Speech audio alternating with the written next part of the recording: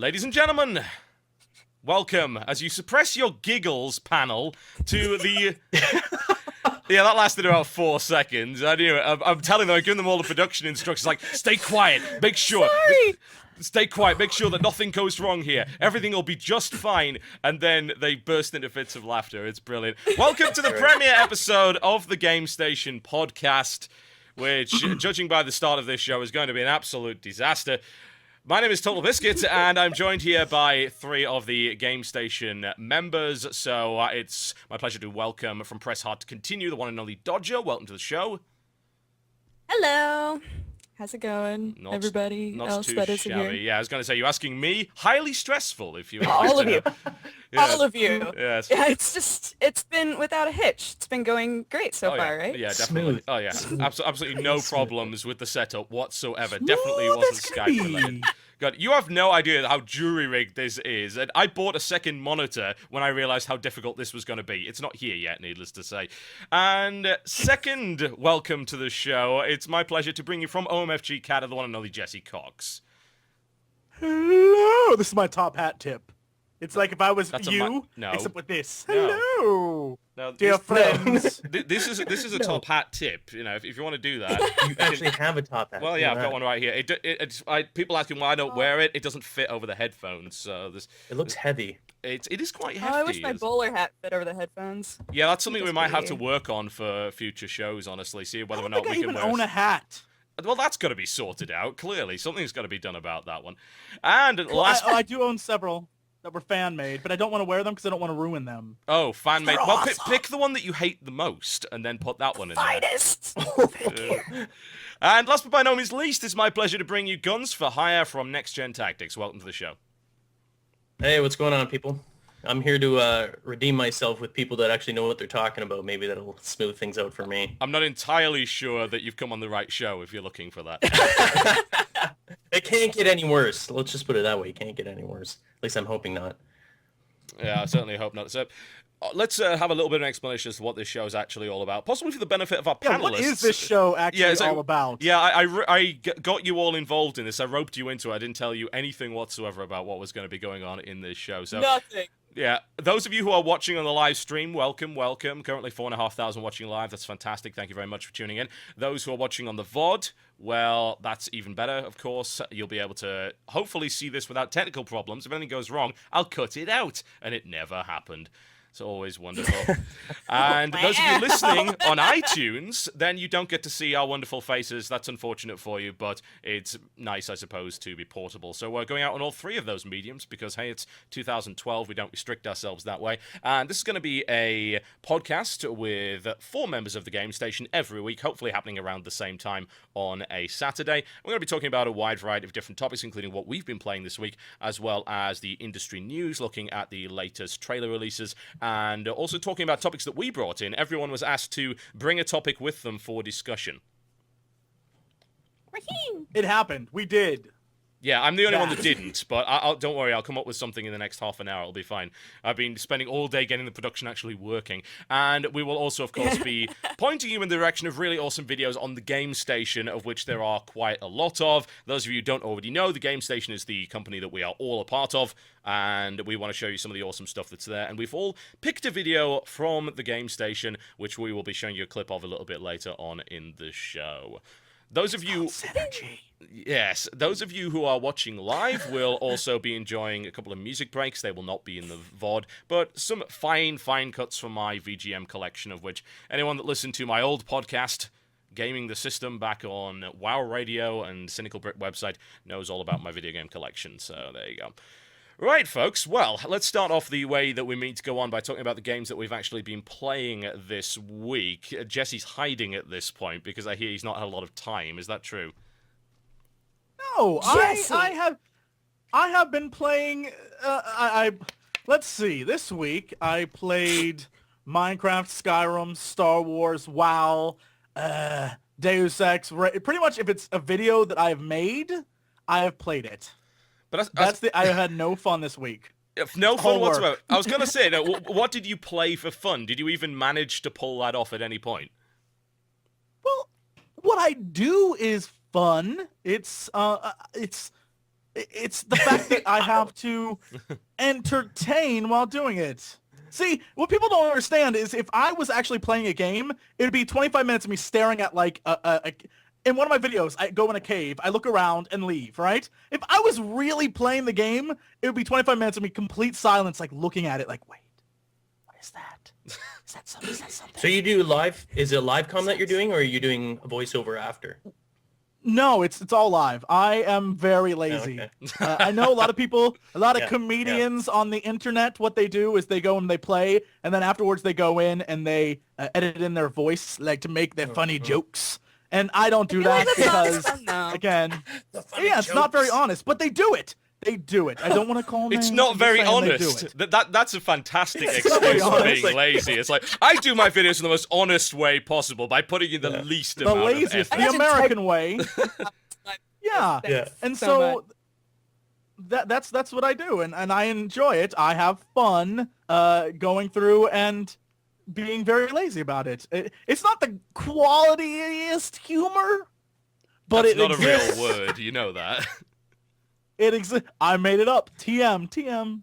Jesse Cox, Right. 2012. But to be fair, like sometimes when I'm watching those videos, sometimes it'll be gameplay and then they'll start talking about something that just totally throws me out of the video. So Well, I'd much rather... That's the problem. That's what that you can tell a difference between like quality playthroughs and playthroughs that are garbage based off the and I'm saying it right now. If you're doing this, you're garbage.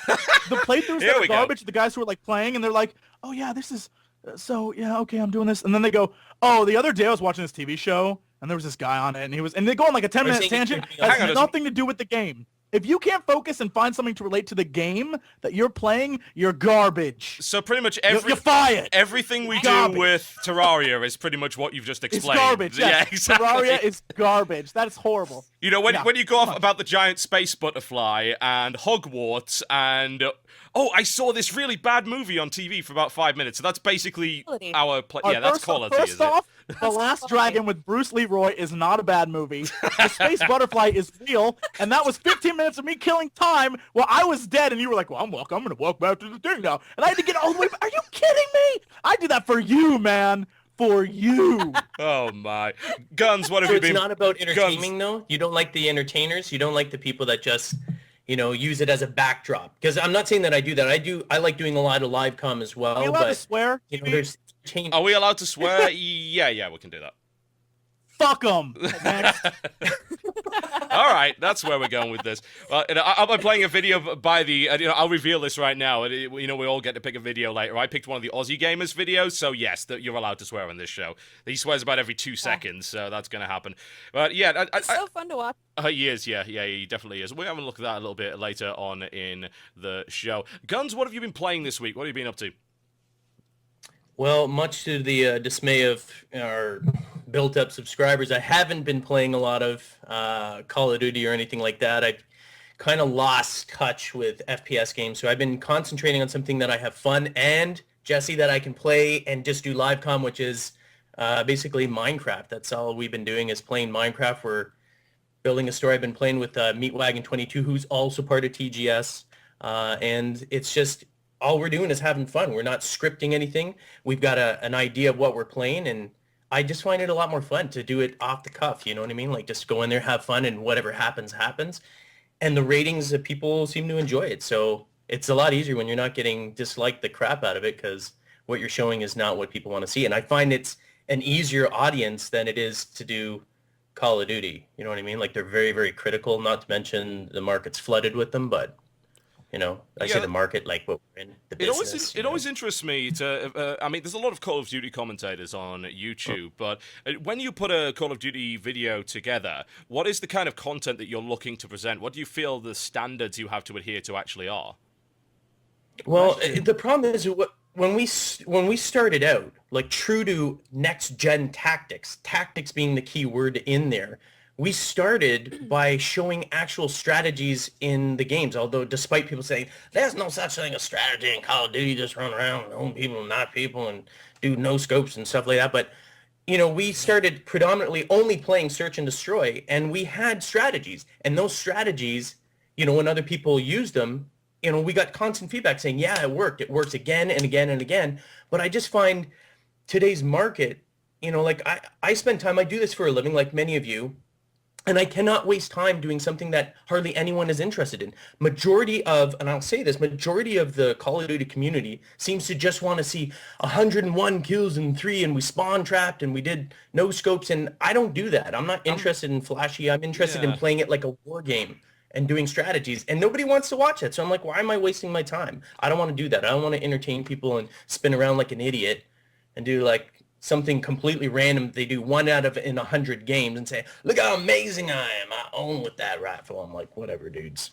So I just don't want to do it anymore. I just want to have fun. I want to play games. Relate to seeing that as the kind of thing that would be entertaining once, but I'm actually very surprised that people consistently go and watch these 103-3 games. It's like, with Call of Duty, it's very obvious that the way that that's happened is through a series of what I'd call just cheesy events. Yeah, tubes, noob tubes, often, but it's but more like trapping. Like exactly. It's and then at some point you then get a gunship or whatever, and the majority of the kills you've just got are basically you holding down a button in the vague direction of a red square. Like, that's my impression of it. So if I saw 20-1 KD in Quake Live, I would be impressed by that, because I'm obviously going to see some great skill in that. Or even if I just see straight, hey, this is a series of me getting 14 kills legit, straight up, or with I still watch a bit of Call of Duty every now and again. I'm not really interested in the game so much. It's something I dip into when I'm feeling like just blasting away at something and not really thinking. I don't play tactically at all. Drunk. Yeah, well, that's kind of it, isn't it? I just go on. I think what's the playlist there? Mercenary. Mercenary is the name of the playlist in Modern Warfare 3 that I play on PC, and I'll go in there and just see that. But if I watch commentary every now and again, I used to actually watch a bit of Muzzafuzzer. I still do, actually, also Game Station member. And I watched it when he did his How to Pwn episodes with the guns that are freaking awful. Now, that was interesting. It's just like, right, he's actually getting regular kills with a gun that is so bad that nobody in their right mind actually uses it. And actually getting a streak with that gun, now that's interesting. Yeah, it shows some skill, you know what I mean? And it's the same thing. I hardly watch any COD videos anymore. I'm so tired of seeing the same thing over and over again. I mean, I've been doing it for almost 3 years, and I'm like, I just don't want to do it. I'm bored of it. And even Battlefield 3, it's more skilled. If you went in, if I've yet to see maybe I'm just oblivious to it, but a Battlefield 3 game, which I don't play a lot, but I don't see games with 100 kills and 3 deaths in a legitimate Battlefield 3 game. You know what I mean? It's pretty rare. You can do it. Dangerous. Yeah, you can sometimes do it if you're really good in a jet, for instance. If you're to the point where you've got all the upgrades and you know exactly what you're doing, and you're pretty much untouchable in the sky. Because getting away from, say, stingers on the ground, that's pretty easy. If you climb high enough, that's not an issue. And then as long as you can clear out threats in the air, then you're probably solid. Hell, there's actually been some really good montages of Battlefield 3 that I've been watching lately. I can't remember the name of the guy. I'll have to look up. He's done stuff like Operation Ass Hat and stuff like that. Will you quit that? You're just jelly. I know, You're jelly. It's hard to talk. Yeah, it's like Dodger wants this semi-beard. She wants this so that she can just do so that. Bad. Exactly. I wish it existed. Yeah, Jesse's got one right there, so he can do it. He can do it. No, it's not fair. Yours is like legit. I have to kind of pretend. Yeah. We'll have to do that next episode. I actually have to start wearing a fake beard and see if anyone notices. That would be awesome. That's a good idea, isn't it? Yeah, yes. There you go. That's pretty solid. There's I think, yes, that's what he's called. He's called Big R Parley, I think his name is. He does stuff like Operation Ass Hat, and he just put out a video which is him with the Super Mario Brothers theme in the background, running people over with jets. That is quite fun to watch. That sounds awesome. Bear in mind, he's doing a lot of this while the guys are actually in the ocean. Like he shot them out of their aircraft, they've bailed out, landed in the ocean, and then he's turned around, got really, really low, and run them over with his jet. And that to me is pretty damn entertaining. But I can definitely see your point about the kind of games that you want to put out for people versus the kind of games that you maybe want to play for yourself. But Jesse wouldn't like that anyway, because it's not about entertainment. It's not about just putting out something out there. He's got to be telling something. He's got to be telling a story. Oh wow, Jesse looks pissed. It's Jesse not looks legit. pissed right now. Right now. Well, if it's not live commentary, though, something, what's the point? Oh, you did that with the chat. Big deal. Can you live com? That's no? hilarious. Live com? That's funny. That's entertaining. Running people over with the jet is hilarious. I'm saying. Not really a word. If he was running people, If he was running people over with a jet and then telling a story about how he saw like Bridesmaids in the movie theater, that's retarded. That's what I'm saying. Okay. That's stupid. I kind of get your point there, Anyway. honestly. All right, anyway, Right. Dodger, what have you been playing this week? I've been playing way too much Ultimate Marvel vs. Capcom 3 Oh, really? because it's just kind of it's on right now. It's just been on all the time because I got my new joystick, so I've been just playing it constantly. What make and model is your joystick? We're going to have to get judgmental now, so what's your fight stick? It's an Yeah, 8-arc. how do you use your fight stick? Sorry, Jesse, what? How- What the hell is... That's not even a thing. That isn't even a thing, Jesse. You're just trying to... It is now. TM. That's 2-in-1 show. 8-arc had a sale on it's multi-platform, but it's just the PS3 one, and I suck with fight sticks, so I was like, well, it's on sale, I should get it because it's a good brand, and it's so much fun. Like the game is way more easier? fun You than it find it was when I just faster? had a handheld. Yeah, it's way easier, and like it makes it so much easier to switch between like in combos. Oh, it's awesome. I love it. And it's got to that point, you know when you play DDR too much or like Tetris too much and you start like seeing combos and like arrows in your head? Yeah. That's been happening with me. Yeah, I have a Since similar I problem with got this thing. StarCraft, actually. I dream about Link surrounds, and I don't really know why. It happens. But the fight stick issue is kind of interesting because I bought myself a fight stick. I got the Hori Real Arcade 3, which is quite nice, but Marvel vs. Capcom 3 was a game that I couldn't play on it because I was too used to playing Marvel vs. Capcom 2 on Dreamcast with the pad. So when I tried to transition over, no way, couldn't do it. Same with Street Fighter 4, couldn't do it. But Mortal Kombat, no problem. Mortal Kombat's actually fantastic on a fight stick. Mortal Kombat is so fun. I've noticed that the more that I play Marvel vs. Capcom, because it's so much about speed and like it lends itself so well to button mashing if you let it. Yeah. That whenever I try to play something like Street Fighter 4, everything you have to be more tactical in Street Fighter 4. You have to like plan things out and everything's slower, so it winds up frustrating me. I need to play Street Fighter 4 more though, because I think in general like it's a better game for actual Well, for actual tactical competitive? playing. Oh, yeah, definitely. Ultimate versus... I got a question for both of you. Sure, yeah. For both of you, since you have it, because I've always looked at those. I hesitate, and maybe I'm just a complete reject here, but the stick is on the left-hand side, right, with the buttons Yeah. on the right? Yeah. Yes. Always. Yes. Yeah. But are you left or right-handed? Because to me, I've never had one, but I'm like, that would seem awkward. Like I'm way more dexterous. Dexterous. I think that's Yeah. the word. Dexterous? Just, can you TM, just that's make up 3. It's close enough. It's better than Jesse does every Is it single awkward, episode. though, to, like, learn to do that? Because I'd rather use my left hand for the buttons. I was showing you a little visual there too, while I was moving like this. Oh, that's Well, what it that doesn't was. look Yeah, very good. I was wondering what you were... That's okay. It's like, I is that get some it, kind I of... get it now. Thank you. It's actually a Canadian gesture of friendship. It's like this. That's right. But I mean, is that an adjustment? Because I don't know. Like I'm an old school. I used to play arcade games in the arcades with quarters and crap like that. But I would always use my. I think I would always use my right. I mean, it's been a number of years, but It'll be kind of unusual. I mean, I think the usual layout in an arcade would have been stick on the left, buttons on the right, and I know Yeah. I know that there are fight sticks that are the other way around. They're usually designed for left-handed people, but yeah, it's funny that you bring that up. I suppose you use an analog stick on a pad a lot of the time for obviously what you're doing because you play Call of Duty on console, yeah. yeah. Yeah. But do you aim Yeah. with the right analog or the left? Yeah, aim. General movement on the left. I mean, like the bulky movements on Yeah. the left, precision movements with the right thumb. That's Yeah. why I'm thinking like with the stick, I'm just like, man, it would totally throw me off. Like I'm not used to that. Yeah, I think the thing about the stick is you kind of got to treat the stick more as a D-pad because a stick is 8 mechanical switches. Now, it's nothing other than that. It's not membrane or anything like that. It doesn't work the same way as a keyboard. In fact, there's people that have actually made what they call fight boxes, which are just 8 buttons. It's 8 directional buttons, and some people prefer using that to a stick because you get massive precision out of it. Yeah. I have a I friend guess who it's like uses the that. old It would school- just blow my mind, though, I think. Oh, the buttons, but I mean the old, not the new ones, but the old school without the analogs. I mean, I had the original PlayStation. Yeah, That definitely would have been just D-pad, and that's what I would have used. Yeah. And I used to play a lot of fighting games like Bloody Roar and all those old school ones, which I love.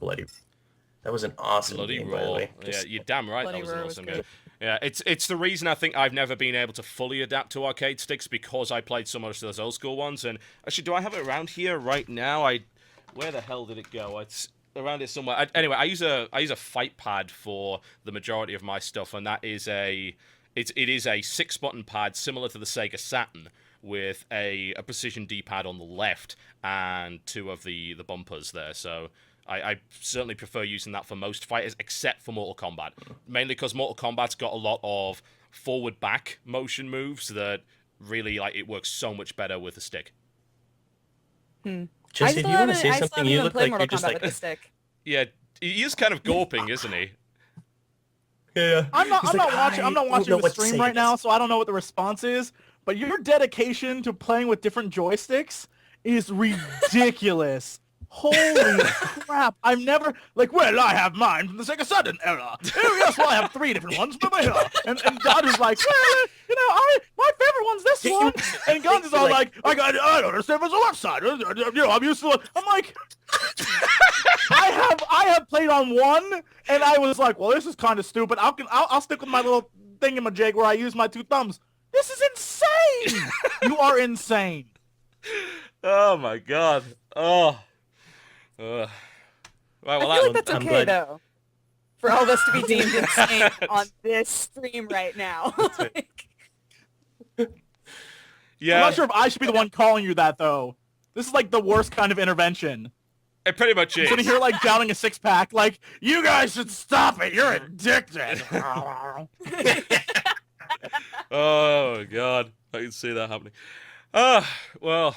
Anyway, yes, I'm supposed to talk about what I've been playing this week. I've developed a sudden obsession with Shogun 2, and it's a game that people have been asking me to do a video of for a while. But I bought it on release, and that's Shogun 2 Total War, by the way, the series from Creative Assembly that brought you Rome Total War, Medieval Total War, and things like that, and Empire and Napoleon. And Shogun 2 is a game that I bought on release and never touched. And then a few days ago, I decided, you know what? I really fancy playing a Total War game. And I was up till 5:30 in the morning last night, doing nothing but riding around the map. They see me rolling on the ocean, and I've got this big ship, right? This big black ship. We'll be the judge of that. And it's actually called the Black Ship. How big is it? It is huge. Oh my. It has 24 high-caliber guns. You would appreciate it. And this thing is based on history. Apparently, it's a Portuguese trading vessel, and there's an event in the game whereby it starts appearing on the map. What are you giggling about? I said Portuguese trading vessel. You're talking about how big your black ship is, and then cannons, which means you have a lot of balls, so you have a lot of balls on your big black ship. Don't overthink I it. think And then we're talking Just about laugh. Portuguese sailors. Yeah, this is going downhill rapidly. Anyway. Just let it go. Yeah, let go. So I captured the black ship, and I also in this game converted to Christianity, which apparently gives you access to things like matchlock guns and what's called Nanban trading vessels, which are these big That's how European... Jesus rolled. That is how Jesus rolls, with how- 10 European cannons in his big galleon there. Yo, with my flintlock Glock. And that's how it went. And I'm rolling around the ocean. Someone make that a ringtone. Put that online. Yo, with my flintlock. I've used that. Yeah, right.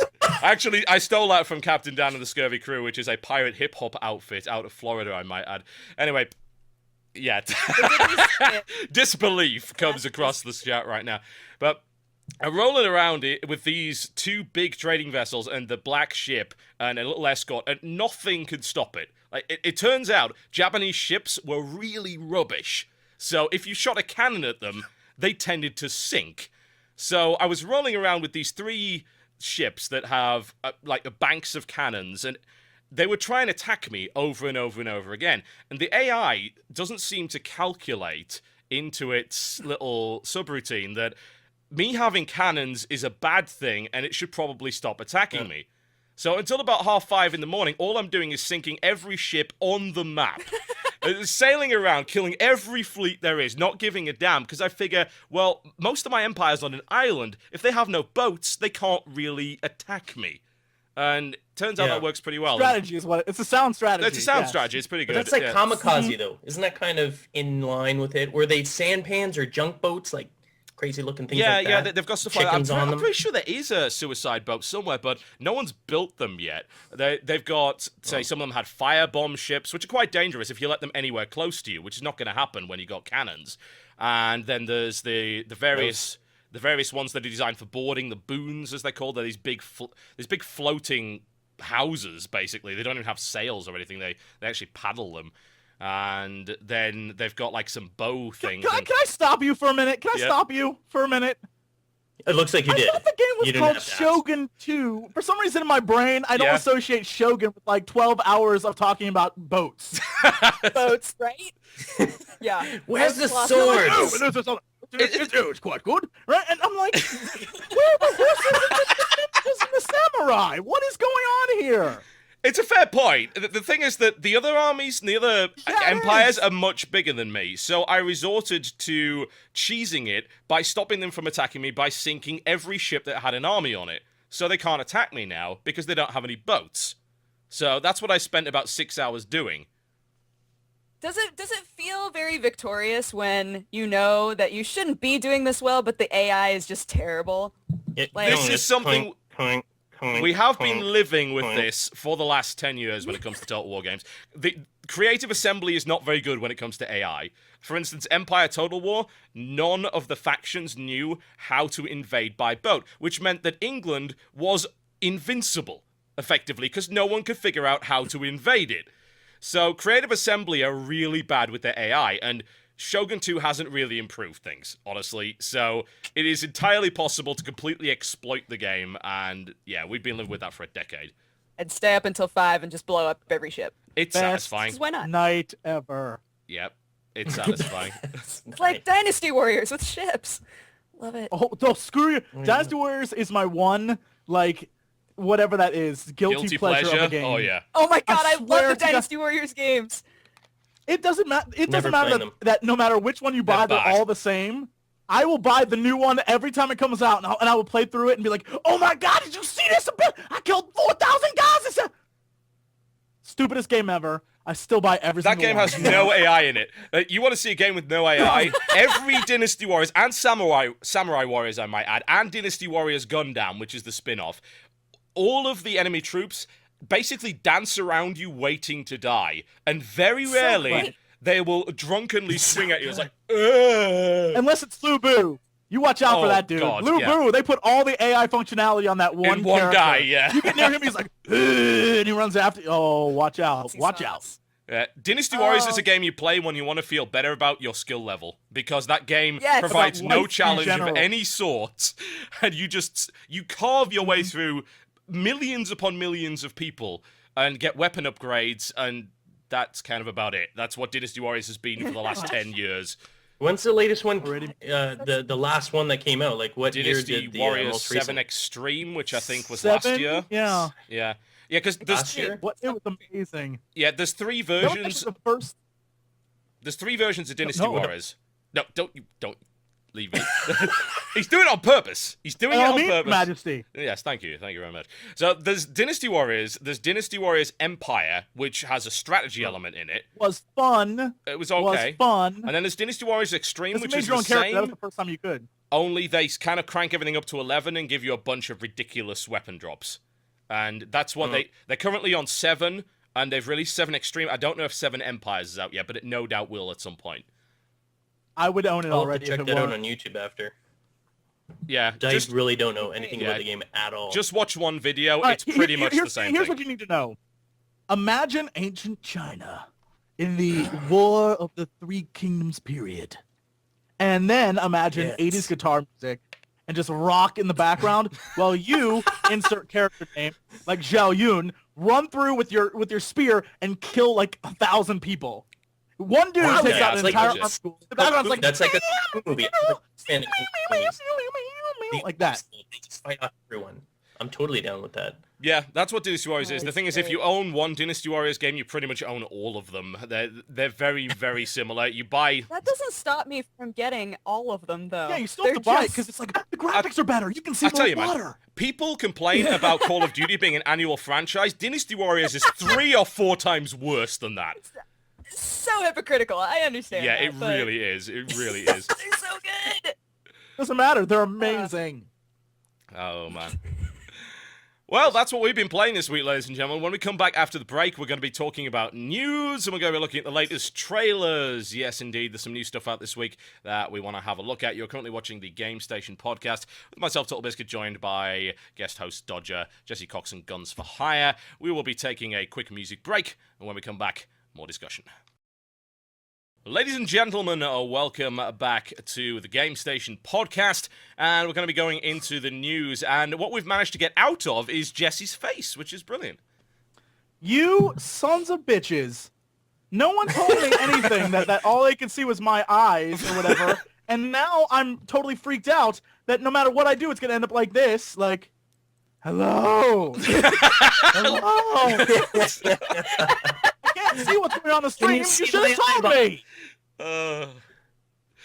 Let's be honest, it's probably better that way. It's probably better off that way. All right, continuing with our But now there topics gets to of be a discussion. progression. Yeah, we've broken everything now. You actually get a really good look at Jesse's microphone. Jesse, why don't you tell us about the choice of microphone that you have right there? There's your product. Cares at all. You'd be It's surprised. a tin can I fashioned out of an old can of beans, and I put mesh that I stole from an old homeless man on the top, and a piece of string leads to my computer. Technology.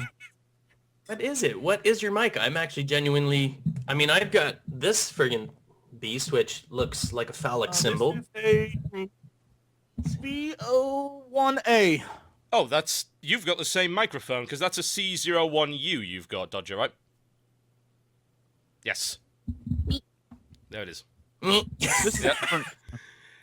You'd be surprised how many people ask about that. I say the same thing every time. If you are gonna start with YouTube stuff, buy a Samsung C01U. It is the best investment you'll ever make. It sounds It's great. great. I love it. Doesn't even cost that much. It's a really good microphone. No, it was pretty cheap. I can't remember, but it was like $70, $80. Or good purchase. The other possibility is, of course, is that the Yeti that you got there, Guns? I can't remember. Yeah. Yeah. I mean, I just got Yeti. it because, when I went into the store and they were like, oh, get the what is it, the snowball or whatever, and then I saw this one. I was the like, Yeti's much better. The upgrade. I'm like, yeah, so I got that. But I mean, I really do. I want something a little bit higher quality, especially if I'm doing live comms, Yeah. You know what I mean, Jesse, right? Live comms. Yes. I'm honestly, I'm trying to gauge the eye to face ratio that you would be seeing on the screen right now, because the 3 people who are in the chat with me didn't say a damn thing. Nice. Asshole. Would you like to look now? I'll tell you. You're like this. You got like What's this going going on my screen? It's like my entire freaking room right now. Back away slowly from the microphone. Maybe you're too intense. You are pretty intense. Hey. You do get it's like intense in the face. Maybe you need to assess the situation, step back a bit. Yeah, just chill, bro. Just chill out, relax, Max. Oh, something's coming up. What is it? Nothing. You didn't see it. This is a family show. It's not a family show. I don't want any kids show. getting fucking pissed I off. can guarantee it's not a family show. There's the family show right there. Yeah, absolutely. All right, folks, we're going to be talking about some news. So the first article we're going to be talking about is a rather controversial statement by Namco Bandai. Now, Guns, you love controversy, so this should be right up your alley. This is in regards to Namco Bandai basically saying it is impossible to make a high-quality, free-to-play game. It just cannot be done. The business model precludes this from happening. And he says, we've got to put a certain value on certain work, and there's simply no way for it to work otherwise. So, does anyone have any thoughts on that statement? Well, the first thing that I thought when I was reading that, sorry, I was just going to say, it bothers me when somebody says, oh, it's not going to be quality work because, at what level do you decide, oh, it's quality work, this is professional, this is so nice. Like Subjective. I mean, yeah, exactly. It's very subjective, and I don't know. It's such a strange statement. It winds up sounding very pretentious, and I hate using the word pretentious because it's so overused, but it really It's so does sound that It is pretty because pretentious. it's such a pretentious word to use. So It is kind of. But- The funny thing is, this actually came from the senior VP for Europe. He goes by the name of Olivia Conti, and we'd expect this kind of thing maybe from a Japanese VP of some sort. You know, he'll say something that's Thank outlandish. God you continued that. Thank. Did anyone else see the expressions when he goes, "Comes from a Japanese"? Everyone goes, "Thank God you continued with what you were saying." It's like, it's okay, we're only 30 minutes into the show and already the racism has ensued. But no, this is the kind of thing that we would expect to hear from the Japanese side of a development company. Obviously, Namco Bandai, very much the Japanese side of things, but that was a senior VP Why from is that? Europe. Well, it simply comes down to the fact that the Japanese developers generally have a very odd way of looking at things. If you hear a lot of what Capcom says, for instance, Capcom flat out refuses to bring Monster Hunter to the US in any meaningful format that we actually want. For instance, Monster Hunter 3. Bear in mind, those of you who don't know what Monster Hunter is, it's a pretty hardcore co-op third-person action game, and the point of which is to defeat very large bosses, and do so, it requires quite a lot of skill, and craft yourself better and better weapons. So you think that something like that probably suitable to either a full-on next-gen console like the PS3, or maybe to the PC. You want to know what they brought Monster Hunter 3 out on? The Wii. Yeah. And then the next one they've announced for the 3DS, which is highly confusing. And they also have an MMO version, but they refuse to release it in the West because they don't believe that anyone will actually play it. Which, to me, it boggles the mind. And there is a bit of a disconnect, I have to say, between some of the Japanese developers and what the Western market actually wants. Which is why I find this kind of odd that the statement was made by a European VP. Because in Europe, free-to-play games are thriving. For instance, League of Legends, World of Tanks, both of those are doing incredibly well. But there's nothing written in stone. I mean, anything, even a AAA game can be free to play. It's on how you're going to market it. I mean, whether it's microtransactions or whatever, there's no parameters to say what is and what is not can be classified as a free-to-play game. The statement doesn't make sense. You could put out an absolute top-notch game and say, this is free-to-play, we're going to do microtransactions. You start with, whether it's like an FPS or something, like start off with a basic gun, that's it. Still could be a top-notch game no matter what the platform is, PC, mobile, and then add it as a microtransaction after that. So that's why I don't understand why it can't work. Yeah.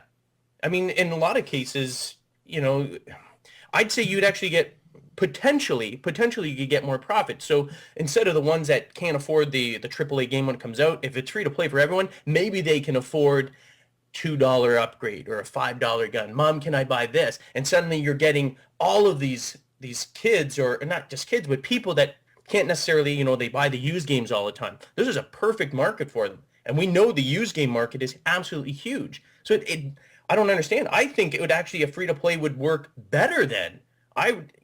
In some cases, I think it's more of I hate to say it, but like a rip-off, because once you're done getting all the upgrades, you probably pay more for it than if you just bought a disc or something. Yeah, you definitely it's insane. You'd want, I want this upgrade, and especially you get into it, you've got a potential for a much larger audience, way larger. You know what I mean? For the upgrades, I think that. Yeah, and the people who are playing it, because it's a free-to-play game, like, to start off with, at least, without, like, the additions that you can have, like, people really appreciate it, and they wind up feeling very, very positive feelings toward the developers in general. So I think overall, especially now with so many people feeling very negatively towards certain developers, whether it's because of, like, their piracy stances or whatever, like, I think that it's a really good way to go. I don't know. Yeah, Jesse, what's your thoughts on that? Sorry, I was going to say, Jesse, what's your thoughts on that? Bear in mind, you've played a lot of MMOs in the past, and MMOs were really the first kind of genre to actually go down what we now view as what's called the free-to-play or so-called freemium route. It's, first off, let me just say, while you guys were talking, a normal person would have been following along me. I was staring at the live stream, desperately trying to figure out the perfect angle. You son of a bitch, you have ruined me. You've ruined me for the rest of this podcast. Man. I got nothing. Oh, I got Jesse, nothing. what's going on? Seriously, no one told. Up Periscope! Down Periscope! Hello. Dicks. Total dicks. Okay, so what the idea here? I honestly, I gotta not look at the screen. Okay, you know what? Screw. All right. Just minimize it. Just minimize it. Just don't look. You Close your eyes, asshole. use the force. Okay, anyway, so the best part here is that when it comes down to it, free-to-play games unfortunately have a bad rap where it's 99% of the time it's really crappy, like, I wish I could name names, but I know people who have worked on some, and they're awful. Just awful. But at the same time, they make a ton of money. And the reason why is because people buy all the little tiny stuff. And a lot of free-to-play games have little tiny things where you have to spend money in order to get stuff, like bigger bags or like special stuff in the game to make it a little bit easier. And people are much more inclined to do that than you'd think. A lot of people are just like, oh, I never do that. And really they do. They really do. Do they sound like that too? Oh, they Always. do. Yes. Yeah. That's in my head. Aren't you a gamer? Don't you know these things? Like everyone who's playing games is like, Yeah. oh my god, I totally kicked the bed today. True story. True story. That's what it's like. That's what it's like. So anyway, I was talking about something. Oh yeah. So the way I see it, and this actually worked with, I know TB did Dungeons and Dragons GDO, Online, Lord of the Rings Online.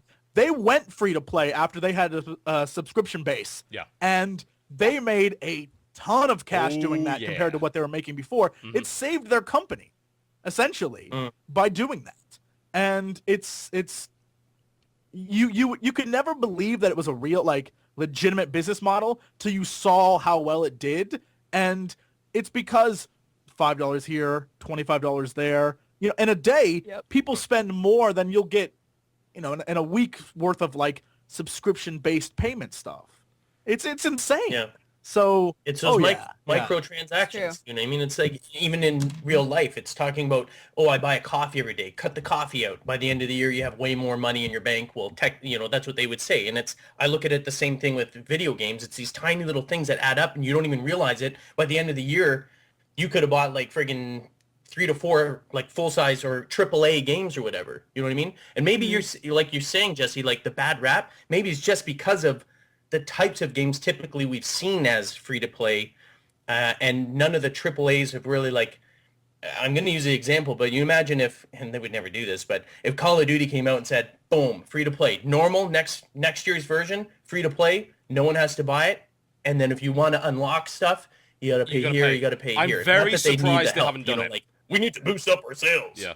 You know, Yeah, but- I think that maybe if their sales did dip at any point, they might look into that, because there's been this whole Call of Duty Online thing, that there's been rumors of a Call of Duty MMO and things like that for the longest time. And funnily enough, Call of Duty plays right into that model you just explained. Imagine a starter edition of Modern Warfare 3 where you max out at level 10 and you have access to, let's just say, 3 maps out of what's available and maybe 1 or 2 playlists. Yeah, and to unlock the rest of it, it's, you know, you unlock your level cap, you pay for maybe 10 levels at a time, and maybe it's something small like 50 cents or whatever.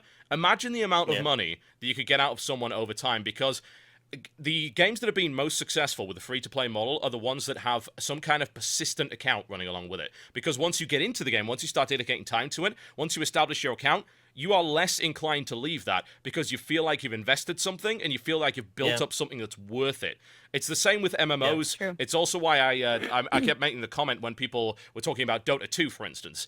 People were saying that, oh, Dota 2 is going to destroy League of Legends completely. And the comment I made is, no, it won't, because people are not going to abandon what they've spent years building. It's not going to happen. That keeps them playing the game. Unfortunately, like major games with DLC feel kind of like a broken form of that entire format. They Like, do, yeah. like you have to pay this huge flat fee to just get the game, and then you have all of this other nickel and diming you to death extras that you have to get. Whereas it's like, well, if you can play a game that's free and get extras, you're way more inclined to do that. Yeah, I have to wonder if we're moving in the direction of maybe releasing shorter, smaller games and then selling you more further down the line and maybe then reducing the price of it. Because we're looking at $60 price point maybe for AAA games right now. Maybe 5-10 years down the line, we're looking at a lower price point initially, but you're getting less, and then other stuff is kind of additional bonuses maybe. And I can actually see a benefit to that model, because there's a lot of games where I'm seeing, say, either the single player.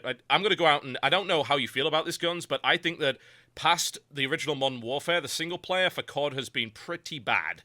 As in, I would prefer it wasn't there at all. And I would prefer paying $5 to $10 less for the game and just not have single player. You know what? I got Modern Warfare 3 for, PS3 and Xbox, and I'll tell you right now, I haven't even played 1 minute of the single player in Modern Warfare 3. I haven't even touched it. I haven't either. I didn't install it. Modern Warfare 2, it took me months before I played it. But I didn't even... Modern Warfare 2, I felt too, the storyline... I got into Call of Duty late, COD 4 multiplayer. I was like, ooh, this is like crack to me. And I was like going full-time job and staying up late, turning it into a bag of dirt, which was great. But I liked the story. At that point, there was my first introduction to the story. And then Modern Warfare 2, which is, hey, we're putting out the sequel, and everyone was going all crazy. And I found the story like it was just, there wasn't really much to it. I'm like, man, do they even really care about it? Because, if you look online, especially with the YouTube culture, it's all about multiplayer. It's all about that social interactivity for that type of game. And so it's like it's so obvious that in the storyline that they just really don't care about the story. Whereas you look at something single player, and of course I'm a console guy, so I look at something like Uncharted. I hate the fact that they got multiplayer on it. Because for me, I'm like, man, you're taking up some disk space that you could be adding to another chapter of epicness. And it's not just that; it's development time. Yeah. And actually, that's the major factor is development time. If they could put some more time into the multiplayer by cutting the single player out of a COD game, I'd probably appreciate that, and vice versa. For instance, I think that's a game that I really liked, Warhammer 40,000 Space Marine this year. I was a big fan of that game. If they had just shelved the competitive multiplayer and extended the story by a few hours and given it a bit more variety, I would have been happier with that package than I am with it right now. Yeah. But there you go. I don't know, obviously some games are better. You buy, and when you think about it, when you want to play it, you're thinking of a certain element of that game. You're not thinking about, I can't wait to play the single player and the multiplayer. Like, you're usually excited for one element over the other for a particular game. You know what I mean? And I think if these developers have created a game based on, and they're getting popular based on a certain thing like the Uncharted, I never understood even why they went to multiplayer, because that's not how they grew. That's not why people were like, I'm so excited for Uncharted 2. It was because the story in the first one was so good. Yeah. So why mess with that model? Keep growing it based on that. There's nothing wrong with, experimenting, but I don't know. Seems a little ridiculous. Well, what was the reaction to the first one? When people play, it was like a hidden gem because people didn't really know. Yeah. Right. But the reaction was online stuff. It wasn't like, the story is so amazing. The reaction was, I'm killing my friends and we're enjoying killing. No, what, Uncharted? You mean? Or Call of Duty? There was no. Sorry, I was referring to Modern Warfare. Actually, I was gonna say Modern Warfare's an odd one, because Modern Warfare, the original Modern Warfare's campaign is actually considered to be very, very good. Originally, the original Call of Duty, and by original I mean the first one. Yeah. When I played that, what blew me away there was how cinematic an experience it was. It was the sound, it was the way that they'd set every level after a war film that I could actually identify, like there's the levels based around Enemy at the Gates, The Longest Day, Bridge Too Far, things like that. And, right. But as it's gone on, it has actually shifted to the point where people are not so concerned about the storyline. No, okay. That's the point I was making as the live stream's like, Jesse doesn't understand a damn thing. No, the point I'm making is that... No, you're right.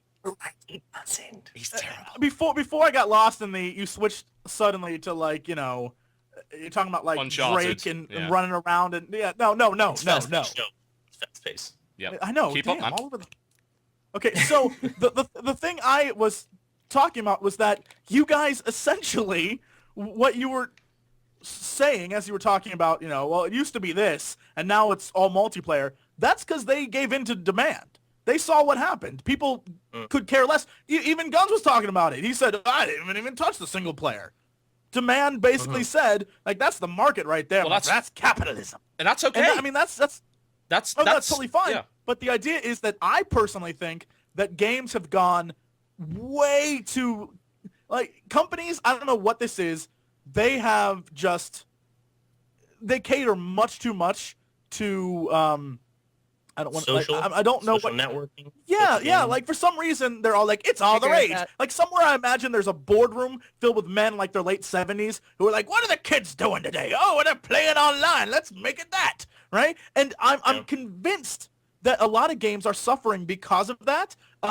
There's a really good series that I love called it's the Ace Combat series, right? Yes. And Love Ace Combat You spit all 4, the time. I know, yeah. Awesome. Ace Combat 4, Ace Combat 5, stellar games. Just Yeah. story-wise, some of the best made games. And you're flying a plane. It's like a flight sim with a great story. It's amazing. Yes. Yeah. And so then what happens is 6 comes out and you're like, okay, they made it like more graphic-y intensive. Not really that much of a story, kind of a lame story. 7 comes out. 7, you're playing the game, you're like, holy shit, the entire time you're playing the game. But if someone can tell me what the plot of that game was, I would love to know. Can someone 'Cause tell there me is none. why did they shoehorn It doesn't helicopters fit. into Assault Horizon? I don't even know. Speaking of, Seriously. yeah, they went completely off the rails, which is funnily enough where we've gone with this discussion. But this actually leads quite nicely into, because I'm the master of segues, this leads quite nicely into talking about a single-player game by the name of BioShock Infinite. And a recent announcement came out in regards to BioShock Infinite that it would have what's called the 1999 mode.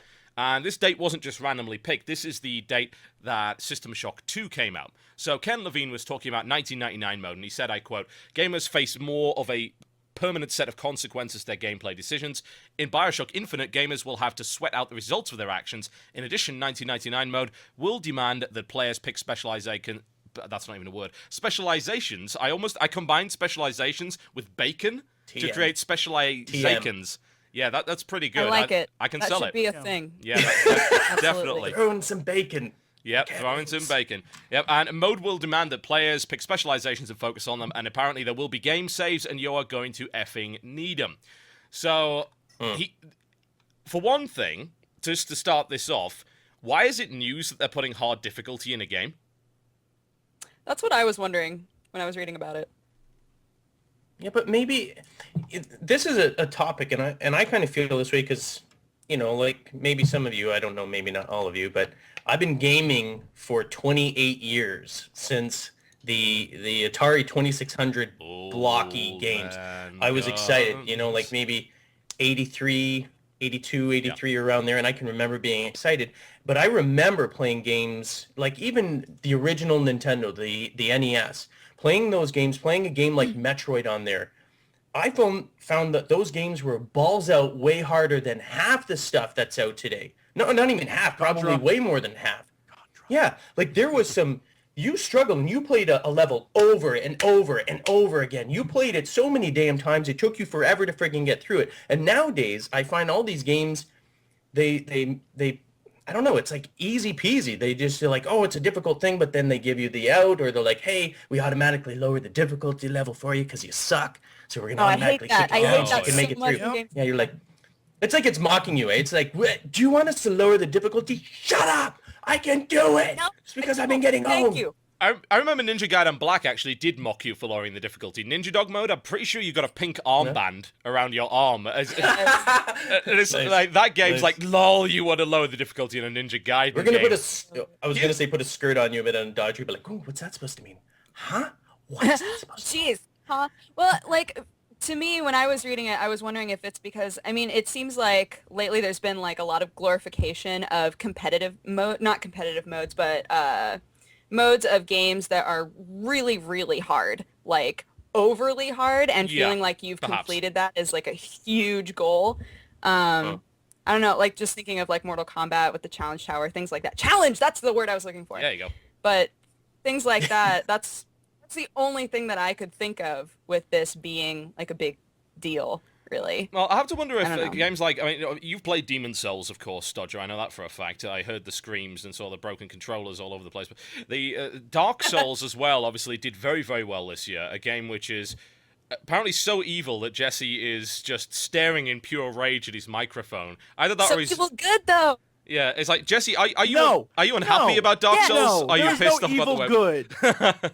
I'm having Like This we isn't brought up D&D. There is older evil good in games. this universe. No, there isn't. No, there isn't. There's not even like neutral good on this. This is pure evil. Okay, the way older games like we were talking about, like Guns had brought up at the beginning. Older games, really, the easy mode was a game genie. Let's be honest, that's what it was. It was cheat codes. It was up, down, down, left, right, left. That was They were easy fun. mode. Yeah. Right? There was no easy mode. The fact that exists now, it basically is like, I'll be honest, I play a lot of easy mode because I'm like, well, I'm just going to get through the game. And I think that's what a lot of people do. Honestly, now, there's a few games where just to say I played it, I'll throw on easy mode and breeze through it and be like, oh, yeah, I know what happened. That's easy mode's being renamed actually in a lot of modern titles. Anything that's story driven, it's kind of being renamed to either casual mode, but then a lot of games aren't doing that either because people find that offensive. They find that casual is an offensive term. It's derogatory in the gaming community.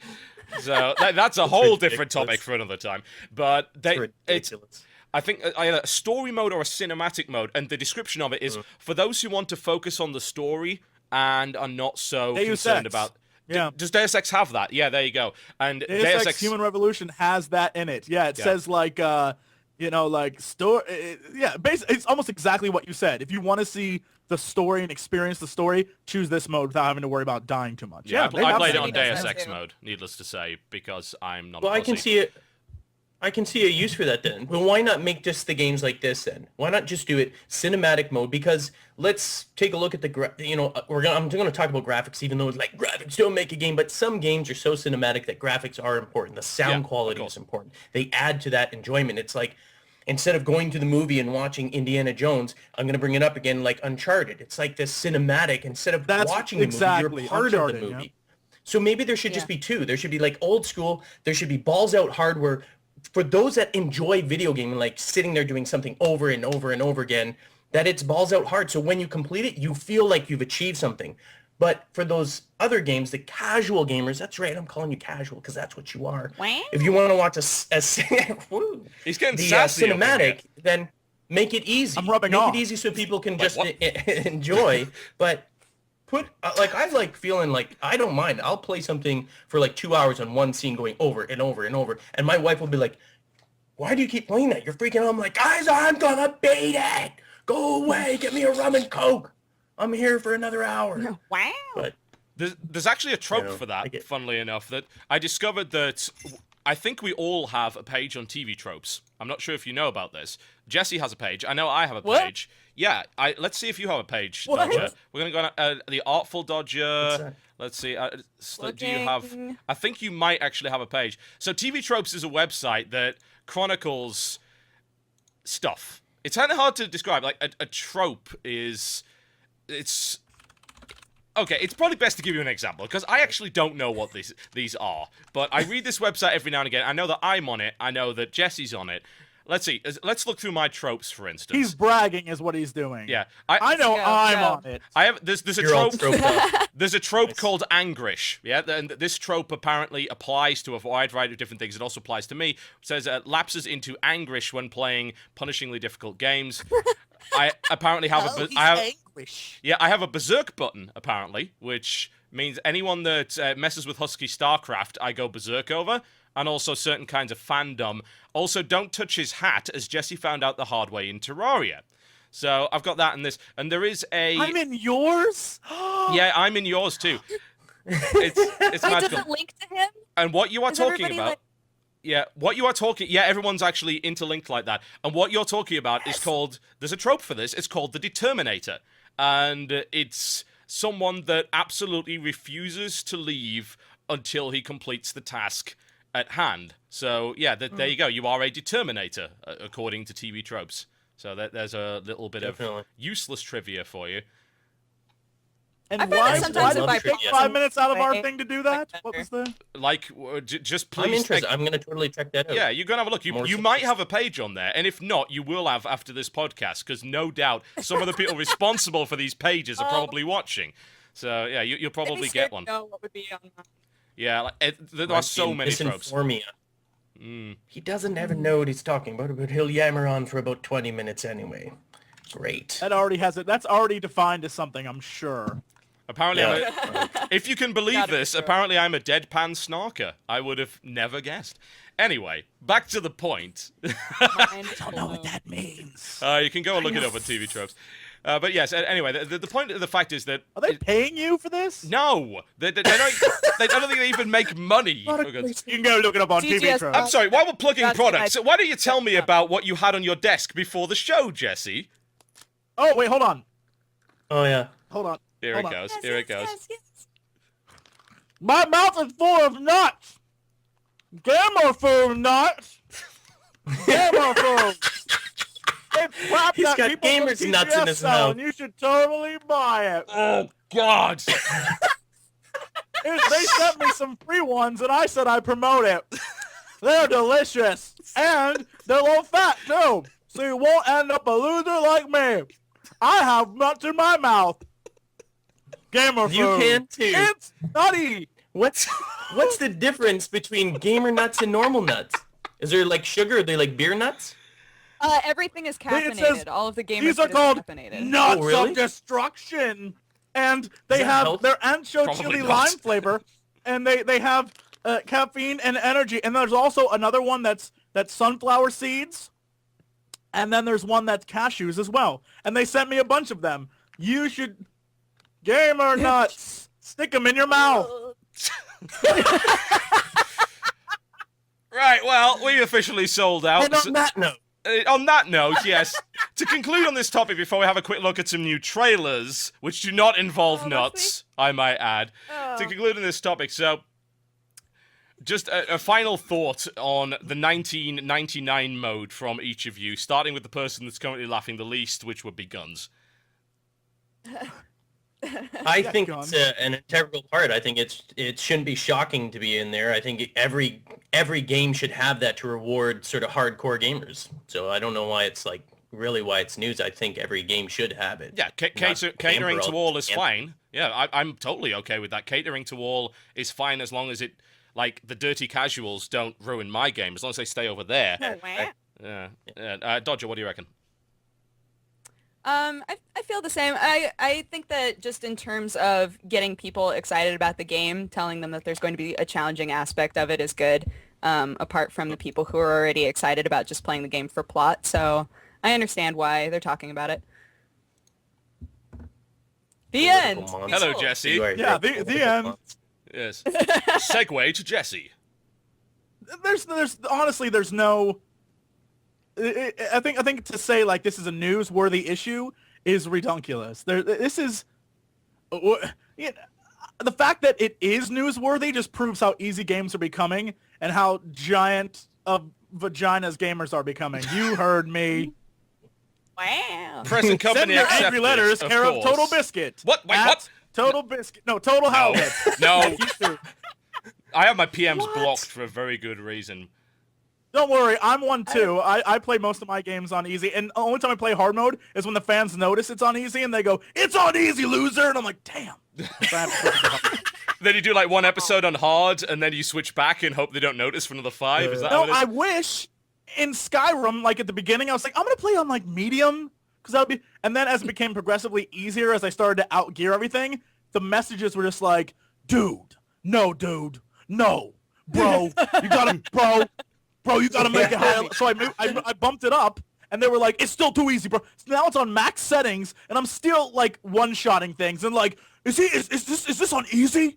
Is this on easy? Because this is too easy. I'm like, what do you want me to do? Can we I call just wanna make Can we you call those happy. people Brovakins? By the way, is that okay? Can that be a thing? Yes, my Yes. Brovakine. Brovakins. Yeah, I'm totally alright with it. Well, Well, if you're a Brovakine, you'll stick nuts in your mouth. Camera food. no, Brovakine food. no. It's the best.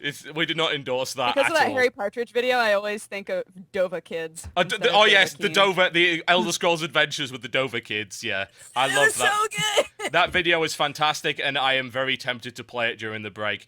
Anyway, we're going to have a quick look at 3 trailers. So, The Resident Evil 6 trailer, some of you might be aware, has popped up. It's starting to pop up all over YouTube to the point where they are advertising it on the YouTube front page. And this game isn't actually coming out for ages. I think it's coming out in November, but I'm going to switch over and we're going to watch a quick clip of Resident Evil 6's reveal trailer. Assuming it works. Which it's decided it doesn't want to do. I press the play button. We can reenact it. Monster zombies! Monster zombies! Monster coming this August, April, October. Coming in a month. I love it when I press the play button and nothing happens. Like, I've had this window up here all day with everything queued up and ready to go. I press the play button. What does Firefox do? Nothing. It just is completely frozen. So I guess we're not watching Resident Evil 6's reveal trailer at the moment. It popped up in the thing for a second there. Yeah. It just wouldn't play? Yeah, it just won't play. I show it right now. There's the trailer. It's like, oh, it's Leon Kennedy. Hey, I press the play button. Nothing. Absolutely. It's Leon. Oh, it's gone. Yeah. I can't. The window has frozen. So I guess we're not looking at that. But I think people can probably guess what's in it, honestly. What's it about? It is the 6th game. It's not like we're talking about some new thing like, Fujimura Pantsu, the game. Where people are like, what is this about? Yeah, we're definitely not talking about that. Yeah, it is not a new thing. I'm actually kind of surprised that they did a reveal on Resident Evil 6 this early, bearing in mind that game is, as I recall correctly, not scheduled to come out until November this year. I'm not sure what people were really expecting, or what indeed they're expecting the reaction to be. It's like, hey, it's a new Resident Evil game. Okay. But what about this? And I don't really know what the last one. I know it was controversial because it was like set in Africa and people got all like. Well, you shot. You shot black people, which is apparently utterly unacceptable. But really, I mean, it's set in Africa, though. I mean, if it. Well, yeah. Anyway, I don't want to get into like, don't look at me like that, Jesse. Really, they were zombies. They just happened to be ethnic zombies because of the area you happen to be in. And most of them had tentacles for heads anyway, so it didn't really count. Look at Jesse's video. It looks it's like a good thing it wasn't a Japanese game developer, because that would be awkward. Yes, it would be really, really awkward. It was, in fact, a Japanese game developer. Needless to say, it was Capcom. And they did get in hot water over that, funnily enough. And the Japanese were like, lol, what? We don't understand what the controversy is here at all. What's the problem? Yeah. But I did notice one thing, and maybe this is what I actually wanted to say before I digress into that.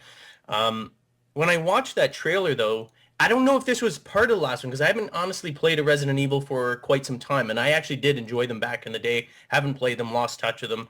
But there's a few scenes in there that looked like they had kind of a Tekken 3D fighting thing going on. Instead of just going around and shooting people, there was like some hand-to-hand combat that didn't look like cutscenes, but actual gameplay footage. Yeah. Is that some sort of element? Like you're in here and you're like, oh, that doesn't surprise me. Like being able to be attacked by zombies. Your stick. Like you all can that use your stuff. stick. Yeah, they've been doing that more, Yeah. actually. Through Resident Evil 4, I think, was the game that really kicked that off. Resident Evil 5 expanded the system, and I'm pretty sure they had quite a bit of that in Mercenaries as well when they really re-released it on the 3DS. The video there's melee attacks and stuff. Yeah. Like, but this take one it to a looked full-on like melee system, yeah. Bam, bam, bam, and the kick, and the this, and the that. Yeah, possibly. So I don't know. But that's what struck me when I watched it. I mean, the rest of it was like, the zombies like, oh, this is a pretty zombie, and there's drooly and the creatures. But then all of a sudden I saw that fight. I was like, is that a normal part of it? Because that was never in the games when I ever played them. No, it wasn't. Good news. I've got it working again, so we can go to a quick clip right about now. Let's take a look. Yay! Magic.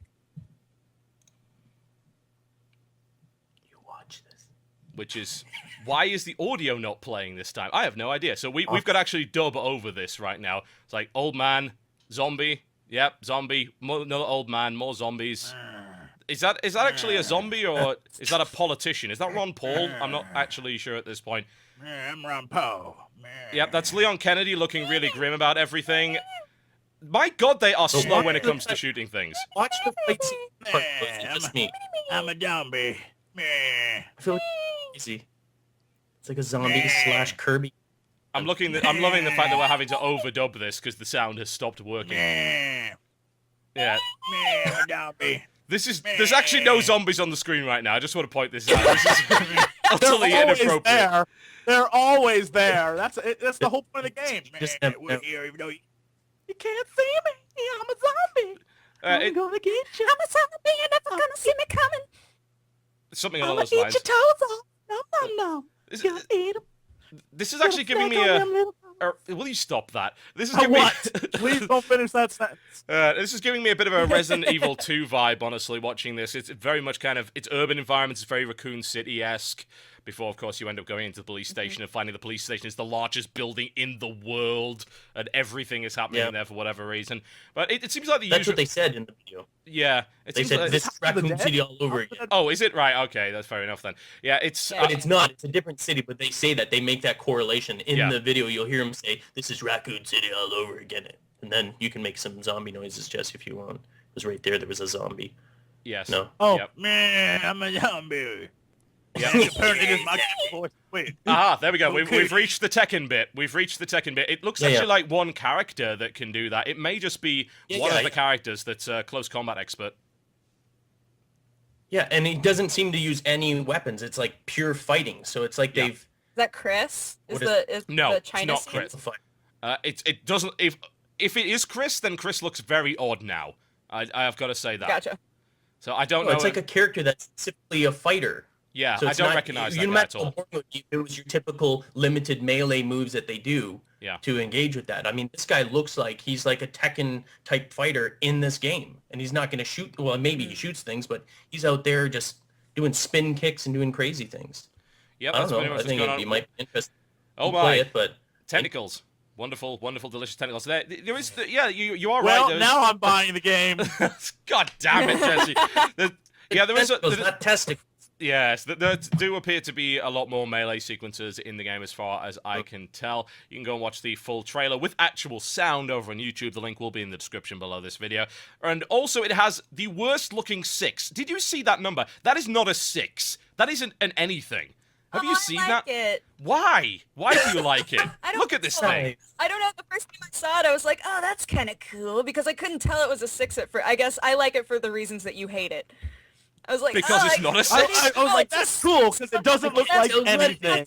Oh, wonderful. I Yeah. don't know. I really like it. Yeah, it's the Resident Evil series has not really been something that's interested me all that much. I play them every now and again. I played a bit of 4. I didn't play much of 5 because it was more co-op centric and the AI partner's an idiot. Like, Yeah, 5 won't get you very far. 4 was really good, and obviously I played 2 and I played Code Veronica on the Dreamcast, but it's not a series I'm really big into, honestly. Does it look like a like some giraffe of- to anyone? Sorry. A giraffe? Yeah? The 6, kind of like a giraffe. A giraffe. Oh, Not much. Not much, honestly. like a Must giraffe have been looking those behind nuts, it. those nuts you had in your mouth. Maybe they were tainted with something else. I think they Are were, you but... seeing All the the nuts. dancing? Gamma food, definitely not painted. Definitely not. Well, this will be safe. the first and only show after we get sued off the air by Gamer Food for those comments. You're like, you idiot. So, yes, currently the sound is knackered. I don't know if there's... maybe I can fix it, maybe not. But while I try to do so, no. we're sadly going to have to end up dubbing over the Game of Dwarves trailer, which is a game by Paradox, which will be coming out quite soon. So I This think trailer is hilarious. The narration is hilarious. I'm really that's sad that very we're gonna miss unfortunate out. that we won't be able to hear it then, isn't it? Unless it's... I know. I'm Yeah. really Has it sad fixed about it. itself? Has it fixed itself? I'm going to go with no, it has not fixed itself. That is interesting. I'm just seeing if there's any reason why it's not working. Aha! I think I've got it. Let's give this a try. Okay, Game of Dwarves, please, please, for the love of God, actually work. And here we go. There was a dark, Yes! dark forest. Which And in a dark, dark forest, there was a dark, dark hole. And in this dark, dark hole, there lived some dwarves. Say hello to your new home. A classic management game with a fantasy twist. Craft an underground fortress for kings and laborers, scholars and warriors. battle an evil wizard in a grand single-player campaign. Level up your residence as you explore a tech tree and the earth beneath your feet. Discover buried caverns, loot lost treasures, battle forgotten monsters, and specialize. Delve greedily, friend, and as deep as you please. What's the worst that could happen in a game of dwarves?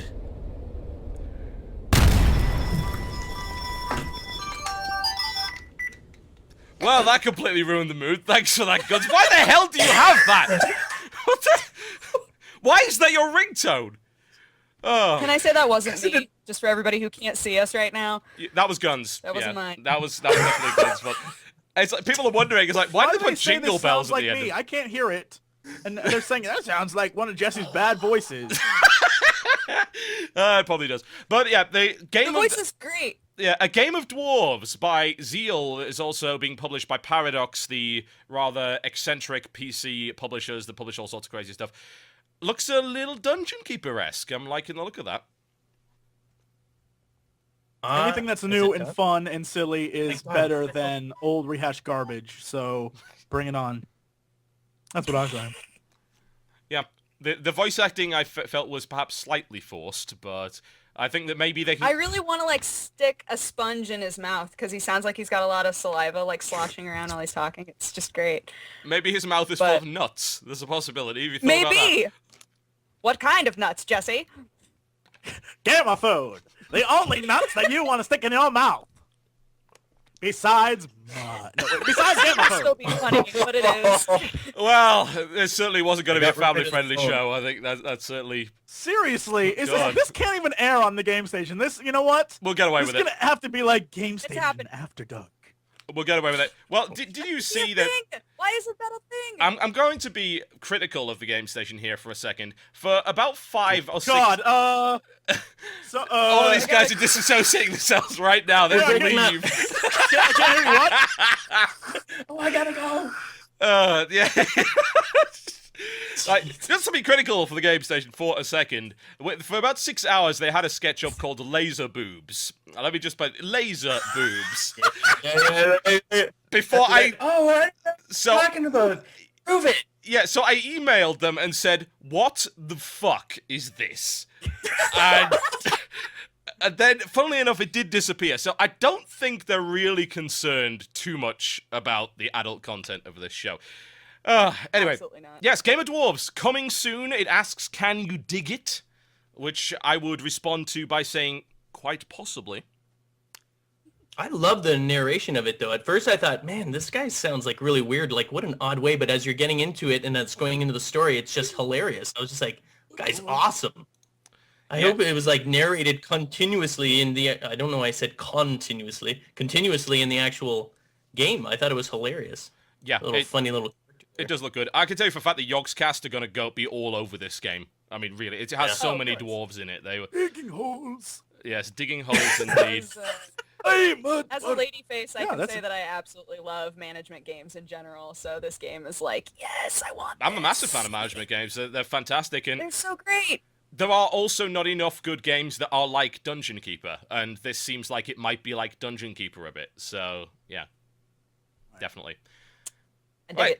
Well, I'm going to ruin it for a second here. I know some of you are like, and it's kind of relating to but it emphasized, like, it has this, I forget what it says in the end, but it was like, you know, something like this, or the storyline, single player story. Does that, if they're emphasizing a single player, does that mean there's going to be some sort of multiplayer or co-op aspect to it? Or good question. It was. I don't think it was in the trailer. Yeah, I didn't notice that, and they're very. Yeah. I think that would actually be a bit of a kick in the teeth. If I was to go back to the example of Dungeon Keeper was primarily single player, but it had pretty good multiplayer. Dungeon Keeper 2, anyway. That was fairly well-balanced multiplayer. I feel they'd probably have to put something like that in because people will complain about the longevity otherwise. But if it's like a 20, 30-hour campaign and it's released at an indie price, which it might... You know, this is not going to be a $60 game. You're probably expecting it to pay a maximum of 30 to 40, I would think, for something like this. I would be okay with them just having a single-player campaign as long as it was good. And if it had a skirmish mode. If it doesn't have a skirmish mode or sandbox mode, you can pretty much count me out, because there'll be, I know for a fact there'll be a point in the campaign where I get sick of it and just want to play with everything. It's like, screw this, screw the really slow progression. I want all the traps and all the dwarves and all the enemies and all the rooms right the hell now. Give it to me. Yep. Yeah. All right, the When does final that come trailer. out anyway? It says coming soon, so we don't know exactly when it's coming out just yet. Oh, soon. Yeah, That's soon. good. TM, soon. Right, the final thing that we've got here is something a little bit more controversial. This is... Word. Yep, it's the latest trailer for Mass Effect 3, which most people say, hey, Mass Effect 3, amazing, great game. Looking forward to that one. What they might not be looking forward to is the fact that this trailer actually focuses entirely on its Kinect functionality, that being the silly camera-driven thing for the Xbox 360, and more controversially, it says better with Kinect. So let's take a look. I'm Aaron Flynn, General Manager for BioWare's Edmonton and Montreal studios, and we're showing off Mass Effect 3, specifically the Kinect functionality. Kinect lets you use your voice to control the game on an Xbox. Voice technology allows you to control environmental interactions, lets you use commands for combat, and lets you use your conversation wheels. Concussion shot. Examine. Activate. James Carnage. With the Kinect, I can stay engaged and continue without pausing the game. Frag Predator. I just finished playing Mass Effect 3 with the Kinect, and it was absolutely incredible. It's much more involving now that you don't have to point and click. I can just see me screaming in the middle of battle. All you have to do is look at the enemy, and you just say it, and they do it. Response in the game was quick, really quick. The precision actually floored me. Bypass. Submachine gun. Cover me. Using the voice commands on the Kinect, it helped my gameplay. My favorite one was the Aura Singularity. I love just saying James Carnage. Carnage is fun. Shotgun. Pulls out the shotgun. All right, enough of that. Thank you very much. That is the most pointless thing Bypass. I have seen. Submachine gun. Shoot. Someone shoot. said something like quantum Cover me. singularity. It's like, you're not going to shout out quantum singularity in the middle of your room under any circumstances. You could be at a Star Trek convention and that wouldn't be acceptable. I mean, come on. The trailer reeks of marketing propaganda from Microsoft. Doesn't matter that it, for sure. they're not Microsoft. Everyone knows Microsoft's got this huge marketing push. I mean, look at the last E3 and every convention that they're doing. It's connect. I mean, even the horrible Disney thing flying through, and I'm just like, well, I can't do that. I can't watch this. Like, I understand. I like the idea of trying to make people a little more immersed in the video games, but again, the PlayStation Move thing, the wand or whatever, the Kinect, kind of like 3D TV right now seems to me a little bit too gimmicky still. Like, I see what they're trying to do, and there's nothing wrong with it. It's making it more immersive. Yeah, well. I have a 3D There you go. TV. Actually, we have I would one actually upstairs, and play I- devil's advocate for the 3D TV, because if you play a racing game on a 3D television with proper active glasses, then I think you'll see the benefit, because when it comes to seeing where a corner is and getting the depth of field, it is actually really good, because you know exactly where that corner is. It's like, oh, that's the distance. It helps you judge distance much better, and it gives you a better feeling of speed. But anyway, that's kind of beside the point. Well, we just got a 55-inch passive 3D TV. I mean, our TV died, so I was like, I'm going to go out and get one. And of course, I'm like, well, whatever. I mean, you don't have to have 3D on. Might as well get it just in case. Most of them But do it's have like, 3D now instead anyway. of having to spend $200 or $150 on these active, it's like the movie style, like the theater style passive glasses. They're like $5. But you don't get to look like 'cause I got- Geordie LaForge, so how can that be anywhere near as good, honestly? But yeah, It's actually, the effects are just as normal. The kids love watching the 3D movies on it. I don't know if I'm messing with their brains, and they're going to come away like, that was a great movie, Dad. I can't believe it. And I'm like, whoa, your eyes are all messed up. Sorry about that. No, but what have I done? Again, the Kinect, though, I don't know. I mean, it feels too forced down our throats right now. Everything, because we all know that Microsoft is pushing Kinect, and it's just like it's ramming, and we know it's marketing, but at the same time, and I'm going to try and be devil's advocate on this one, it may be cool, certain elements of it, to be coming along or playing along, and as soon as you see them, because I'm known as a panic knifer, like in FPS games. I freak out all the time when I'm running around corners. Half the time, the dude will be like 15, 20 feet away from me, like not even close. And if I turn around and I see him, I might end up going whoosh in the air and then I get shot. And I'm like, oh, you know what I mean? So if I can call things out, likely I'm going to scream something. And I don't know if all of a sudden I throw jelly into the air and do something stupid like, oh my God, and then God appears. I'm like, well, that's a cool command. But you know what I mean? Like I could shout something out a little bit, grenade, because I'd freak out. I could see how it might make you a little more immersive if you got used to it. At the same time, I game at 2 a.m, and if I start yelling things, I'm gonna have my wife down here. You'll be sleeping on the couch tonight. Let's be honest. Yeah. It's like, what the hell are you doing? So many waterfalls of tears. Yeah, like yelling. Yeah. I was just gonna say that, like, when I watched it, I understand why people are reacting so negatively to it, but at the same time, I feel like you can choose like what elements of it to use, right? Like you can choose to only use commands that would help you micromanage your companions, but the actual weapons you are in control of, like you don't have to be using it constantly. Obviously, it makes no sense to be like, I want to shoot this now, and you're dead because you took too long. But I don't know. Let me put it this way. I think the guns you're going to be picking in that game will be the ones with the shortest names. Like, Quantum Singularity Battle Oscillating Rifle. Oh, I'm dead. Or I can't even remember the name of the gun. That's the other point. They say in there it's quick to react. Oh, it's surprisingly quick. Oh, is it faster than this? Like the second that your brain thinks of it, let's get this out. Let's get this out. There we go. We're going, and then it's like, oh, grenade. Yeah, you know what I mean? This is a visual podcast. Here we go. Shiny silver 360 controller. It's like, there's no way it's fast. No, it's not. It's fast enough. No. Unless it's reading your brain. Until we get those, and I know they're starting to do those, and those are very gimmicky. Those are real gimmicky. But the ones where it can detect signals, until we're playing, we're just looking at the screen, kind of doing like, and it's reading our brains, and it can react as fast as our neurons can fire.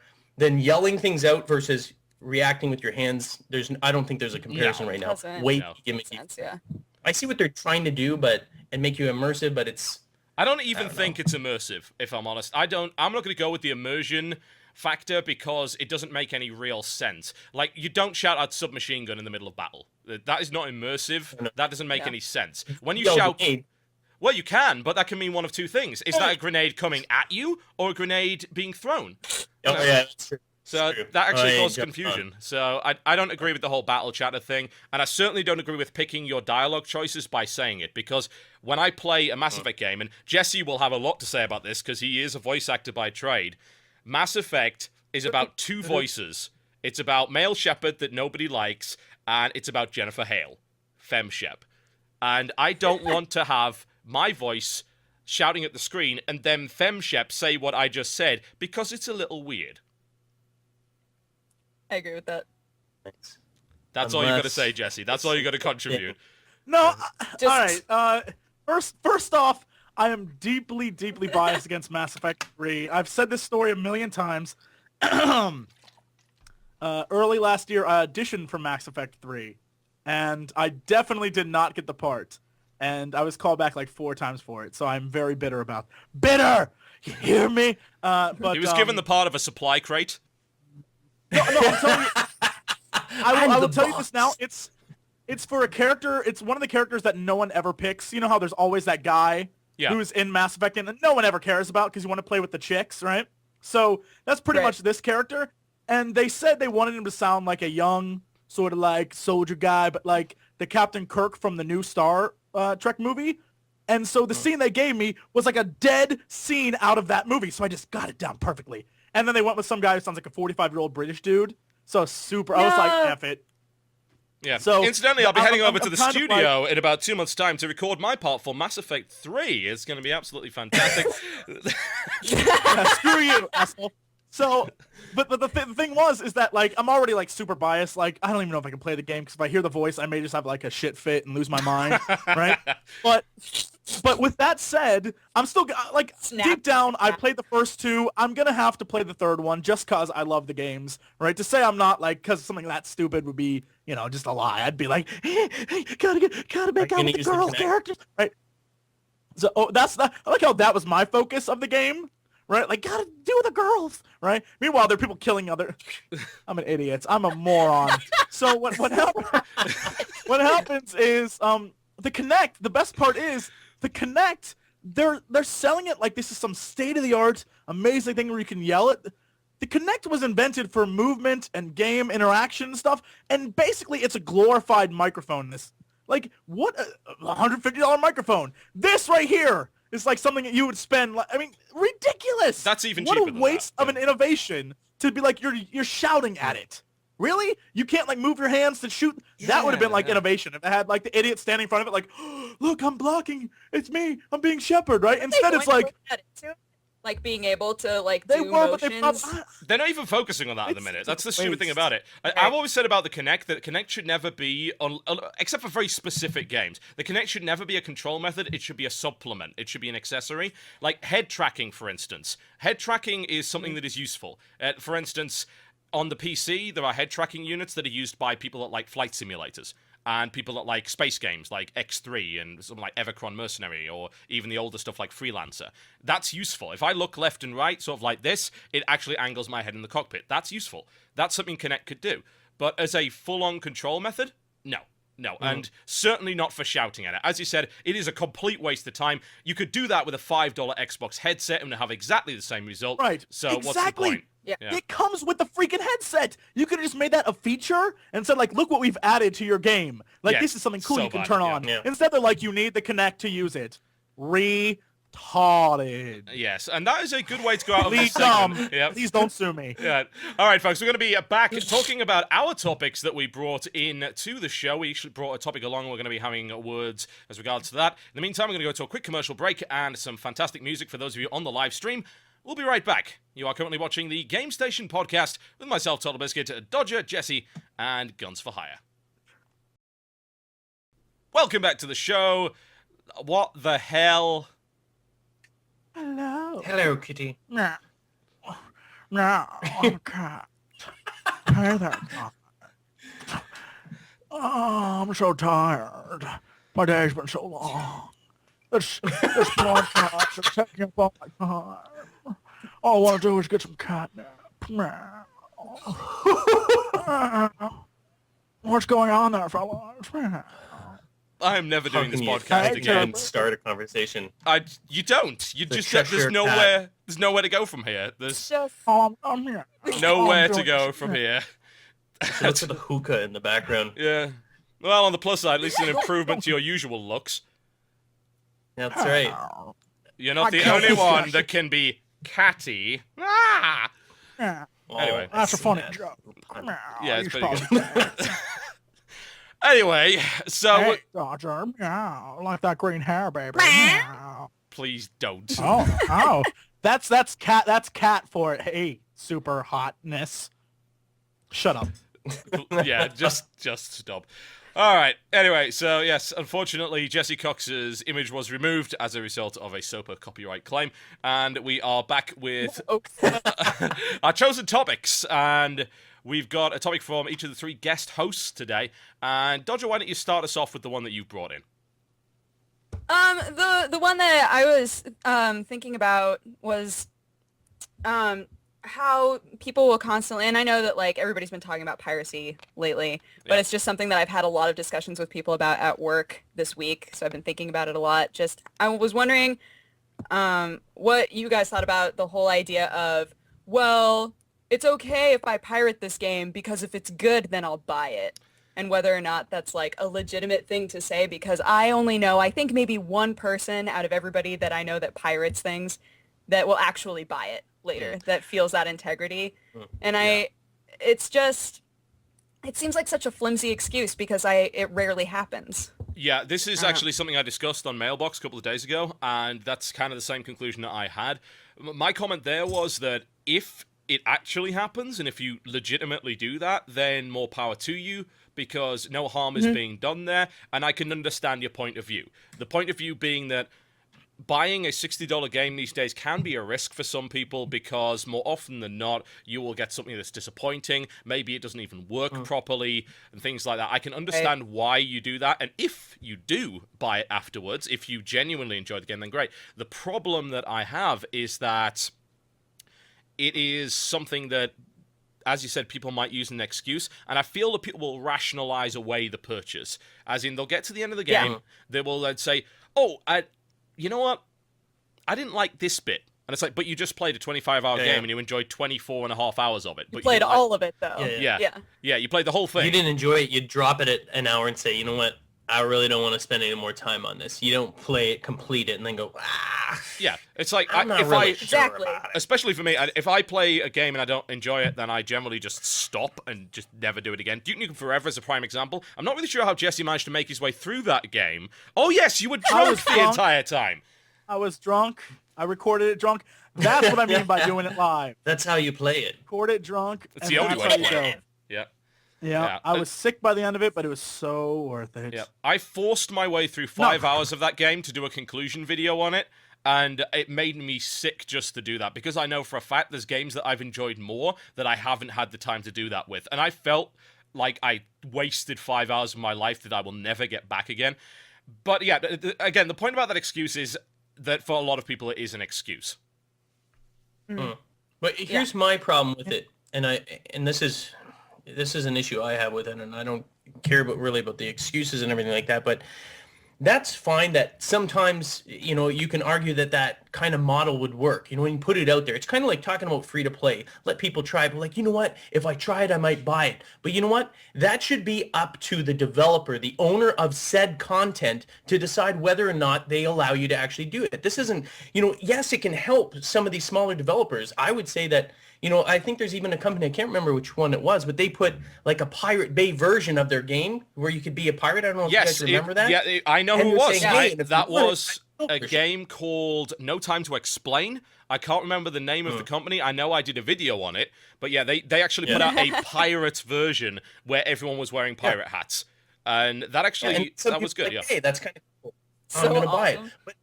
But it needs to be the choice of the developer, the owner of that content, to say whether or not they're going to allow it. You can't just, I don't think it should be just free to like, well, I'll do whatever I want. I'm just going to download it or whatever. If they allow it, cool, no problem. But if they're saying, no, we don't want to be part of that model, if it is even a model in the future where we allow this sort of thing, it needs to be the decision of the actual content owner. You know what I mean? Not just everyone doing whatever they want and then making the moral choice. Because like you said, you get into too many issues where people are saying, make up the excuses. And look at, I forget what the heck the game that was, the game that was, can't even speak, but where 1 million copies were purchased and 4.5 million. Oh, is that one of your articles? We're not talking about that one? It was The Witcher 2, yeah. That they took the DRM off of it and everybody pirated it. 1 million purchase? Like, come on. I mean, and I guarantee you there's going to be, like you said, people that played right through it and came up with some excuse to convince themselves as well as to why they, I don't do it, but I'm a person, I don't. Yeah. If I just want to play devil's advocate on this one for a moment, because what you've just explained, the idea that a developer should... You can do that all you please. I'm going to say it anyway. You can't threaten me. You're in Canada. That's not even a real country. Oh, it's on... well, so what have we done? Japan, Canada... we haven't done anything.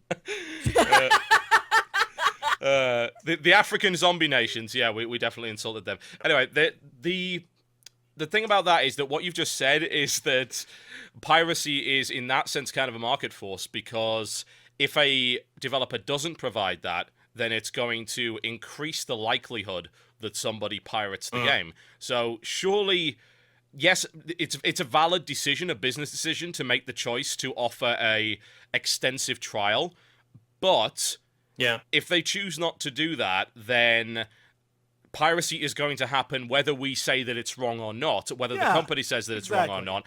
And that's something that I feel the company kind of has to bear, in the same way of them, if they make a dumb business decision and they get punished for it, then surely that's something that the market has to deal with and the developer and the publisher have to handle. Okay, I see, but I don't understand what are you siding with the people? Are you saying that everyone should just make it free, or you're saying they shouldn't even participate in that? I agree with you. I completely agree with you. I just wasn't really sure. I'm like, I don't know if I'm on your side. I'm confused by... Yeah, it's like we must be friendly here. We don't have to be friendly. We can shout at each other if we like. But, I personally, of course, am against piracy, and I buy my games. Yeah. Well, I didn't used to. I used to pirate some games. I always knew in the back of my head that it was kind of wrong, but there were times in my life where piracy was a more attractive option to me. Now it's not really a problem. I either get my games as review codes or I will pay for them, no problem. When I was a student, it was a bit of a bind. There'd be a game coming out that I really wanted that I couldn't afford or whatever. But I'm not saying that that's the right thing to do. I never made excuses for my piracy when I did it. I always said... You knew it was wrong. Yeah. You did it anyway. I'm doing it. Yeah. Well, whatever. I'm doing it because... I'll bear the consequences. Yeah, because I care more about getting this game now than I do about the moral and ethical implications of piracy. And obviously now that I'm more into the games industry, I understand how it works more, and I can afford to buy my games. I don't pirate, but the thing is that it doesn't matter how much you condemn the people that do pirate, they're not going to go away. You can't guilt trip somebody into not doing that, because in reality, to them, having some money that they wouldn't have otherwise had because they spent on a game is perhaps more important to them than feeling good about stuff, because we do things like this all the time that are technically illegal. The idea of, say, they used to be, I can't remember the specific law, but you couldn't keep a program on VHS for longer than a certain amount of time. Otherwise, it would be illegal to do that. Everyone did it anyway. Jesse looks incredibly guilty. Like he's been the kingpin of that for the last 20 years. That's what it looks like right now. No. I have a friend, and when we were growing up, his basement was, every wall of his basement was covered with VHS tapes. And they weren't like bought tapes. It was everything his family had recorded on TV, because somewhere in the back of their mind, I guess it was like, what are those stupid things called? Like the little toys, like the stuffed animals you would get, like the little the Beanie Babies. Like, okay. I guess in their mind it was kind of like that, where someday they may have a value, right? So they recorded everything. So there are things down there to this day. Every time that I end up back in my hometown, there are things down there to this day, like Fluppy Puppies. I don't even know what that was, and apparently it existed. They have all of it's all like kids shows, so it's all like Gummy Bears and Ninja Turtles and He-Man, like all the old episodes. So if you want to like go back, those are all great. That's the place to go. That basement is not a DVD or Blu-ray in sight. It's all VHS. It's Jesse's amazing. friend can hook you up with that kind of stuff. Anyway, that's definitely beside the point.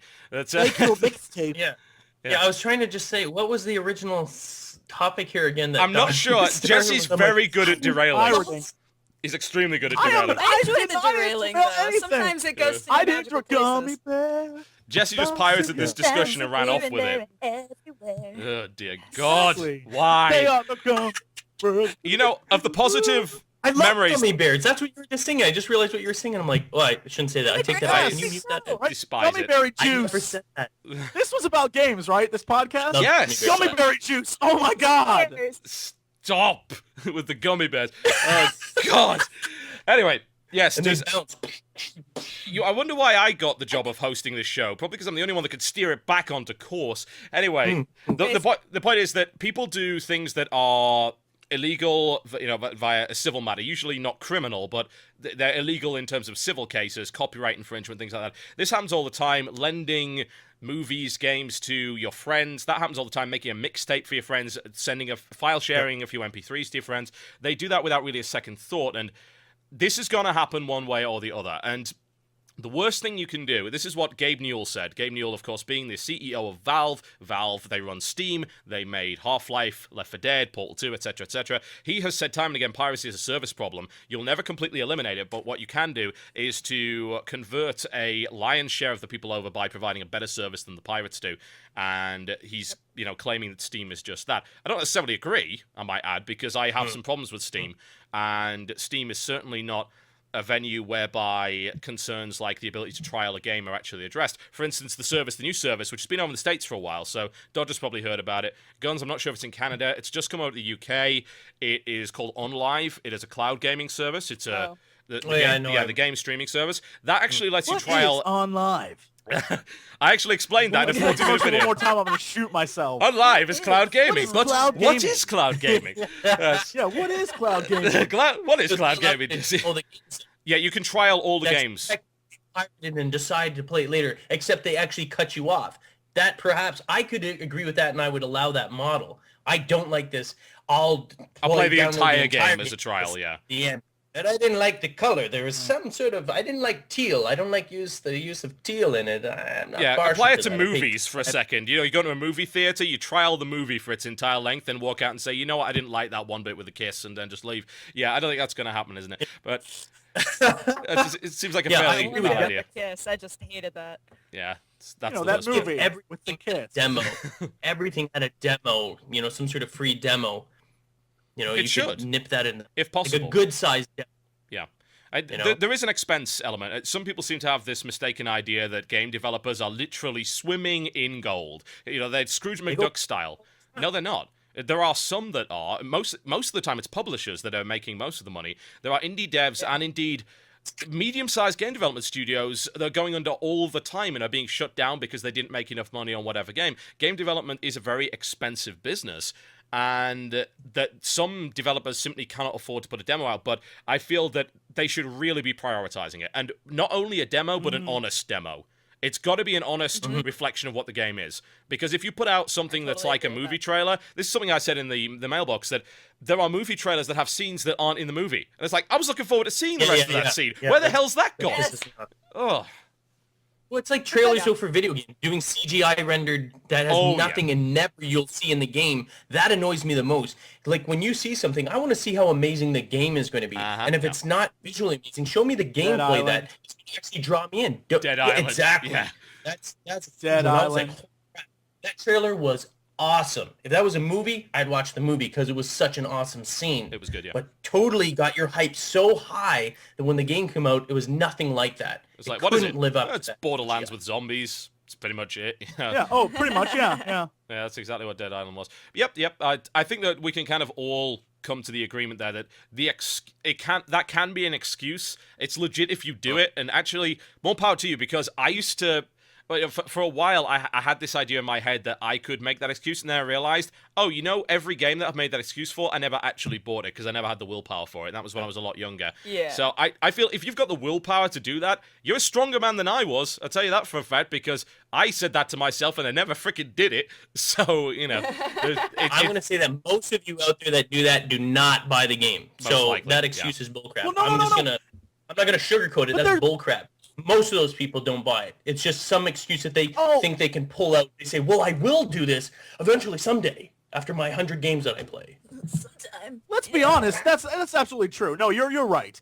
And 99% of the people who do anything like pirating will never actually buy and I'm willing to say 99% will never actually buy it. And that's just the thing that people say. Even I say it. Even I say it. And I'll say stuff like, oh, no, I downloaded the movie, but if Hollywood made anything good worth paying for, then I'd go and pay for it. I say that. I find myself saying that. I love the head motion you've got there. You are the sassiest white man I know. It's like, don't go there, girlfriend. You don't want this. But the idea is that it's almost... I mean, there are movies, and I'll be honest, there's some movies that I have to see in a theater. Like, the first night, midnight, you got to be there to see it. But most movies, when it comes down to it, I will just watch at home because most of them are they are kind of garbage. Yeah, they are. But the idea is that the excuse people use to pirate anything is that excuse. Oh, well, if the album had more than one good song on it, then maybe I'd buy it. Then buy the single.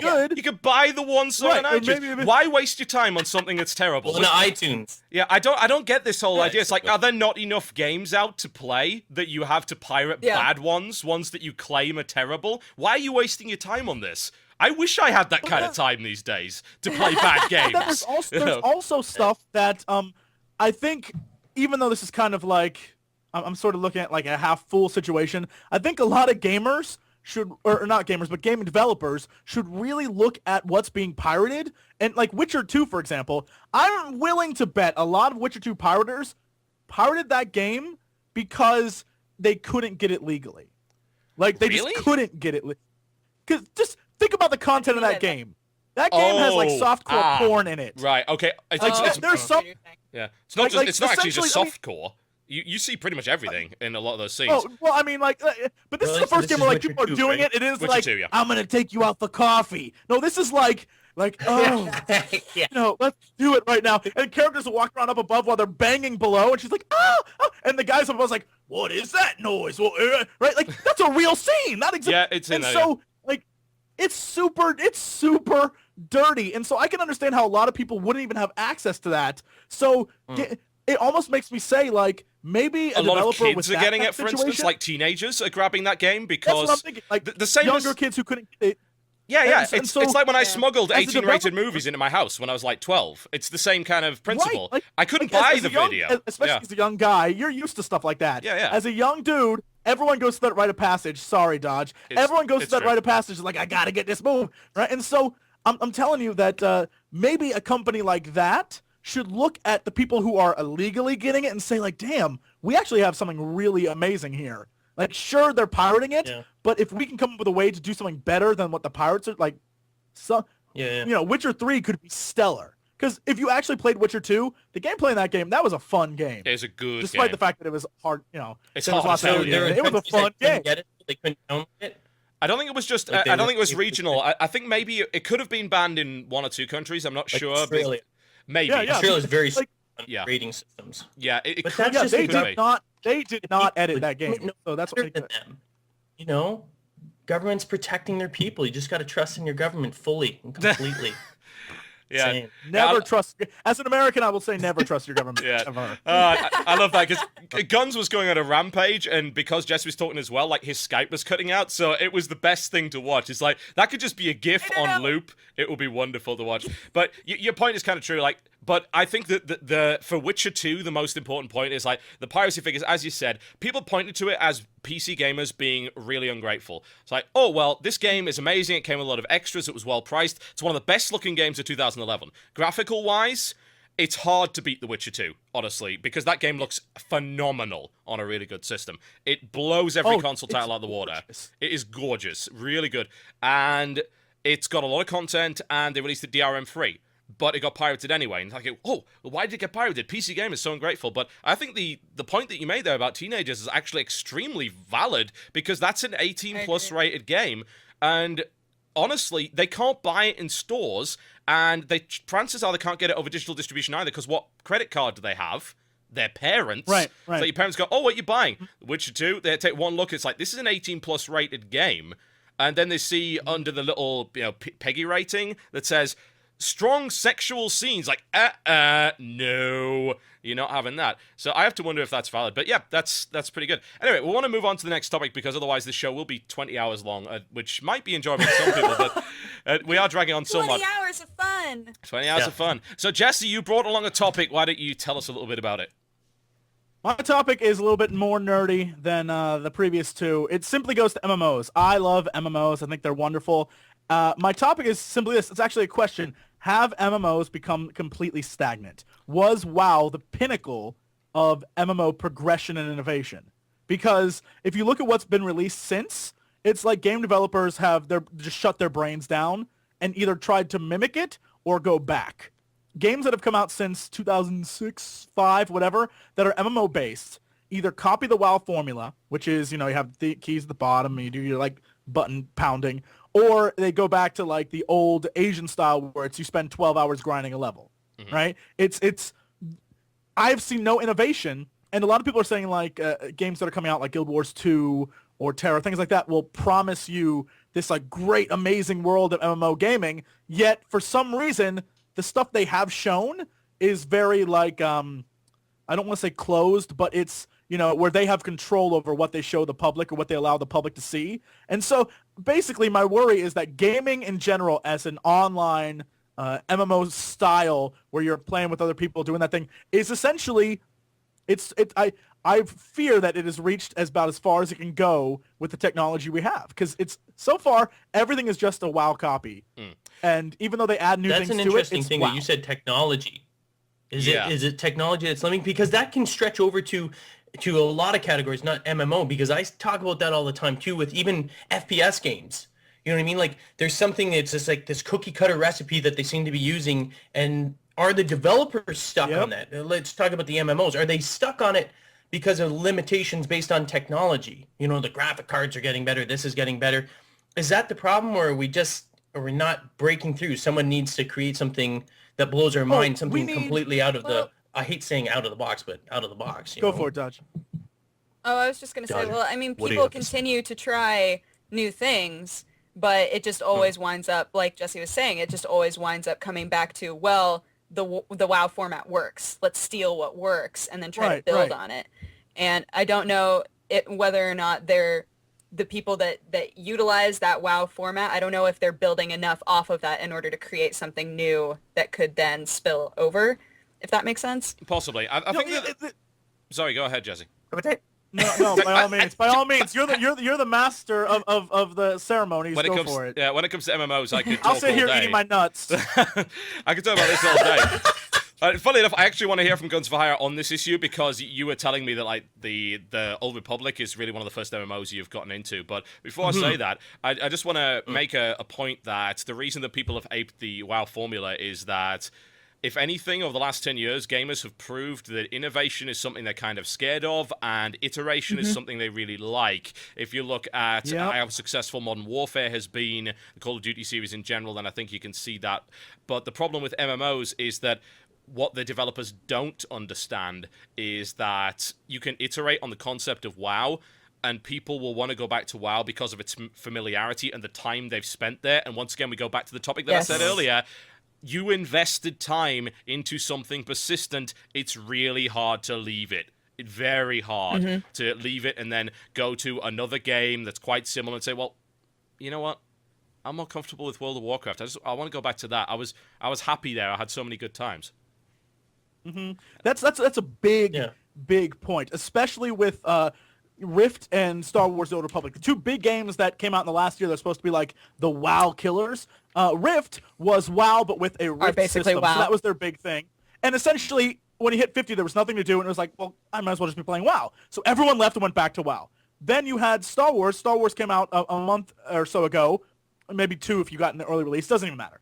What happened with that is it's got so much good stuff in it, yet it's essentially WoW. And when you hit the end game, at this point, nothing beats the end game of WoW, no matter how repetitive and boring you may think it is. It's still the best level cap content out there. And so no matter what, you're stuck because you can get to the end of the Star Wars content and be like, oh, this is fun. This is really unique. But after you beat it, you're like, well, there's always WoW. And it's almost like WoW has this market cornered. And so there has to be some giant innovation. If there isn't, WoW will continue to reign, and it will still have the same graphics it had, 6 years ago, 7 years ago, and there's nothing like the feeling, and everyone feels this. I don't know anyone who is like, WoW is still the best game ever. People play WoW either 1, for the community, 2, because they don't know anything else, or 3, because they can't play anything else because their computer's so old. Right? Like, that's pretty much it. Yeah. There's no one I know, and I hate to say this because I know a lot of people who work at Blizzard, and I love the game, but there's no one saying right now, like, man, it's the best game out there. It's not. But it's the game everyone's comfortable with. It's like those people, and everyone knows these people. Everyone. It's like the people who have been dating for so long, and they hate each other, they don't want to be with each other, they're miserable, but they're so comfortable with each other, they'll never break up. I know she'll let me watch TV after. Yeah, familiarity is. It's sad. Yeah, familiarity is very important, and yeah, you're pretty much right in that respect. It's also almost like Stockholm syndrome with the game in general. It's like you come eventually to love the person that kidnapped all your free time. But Guns, I want to actually hear from you because you recently got into the Old Republic, and you're not a big PC gamer. You're mostly a console guy, and you started playing the Old Republic. Is that your first MMO? It's really my first, other than playing Minecraft, but I wouldn't really say that's it's not really PC an MMO. Game. No. So this is really my very first PC game that I've ever played, and there's multiple reasons why I wanted to play it. Number one, I'm a Star Wars fan, so it's got a familiar feeling to it. Number two, I know how big WoW was, and I know that all these people are so crazy about these MMOs, and I've always wanted to taste it, but I didn't want to play something that's been out forever, and what I see as being plateaued. I'm not saying it's declining or anything like that. I'm going to actually sit on the fence on this one politically. and I'm going to say it's plateaued. Like there's nothing, like you're saying, there's nothing really innovative happening within the area. So I'm like, and everyone's saying, oh, well, Star Wars and is just like WoW and blah, blah. I'm like, well, if it's just like it, but it's new, then that's what I want to play. I want to try something. Right, I want to see what the new WoW flavor. model is and see. Yeah, but something that I can feel comfortable with and familiar with, which is the whole Empire, Sith, and the Jedis, because then I can get into the story a little bit more.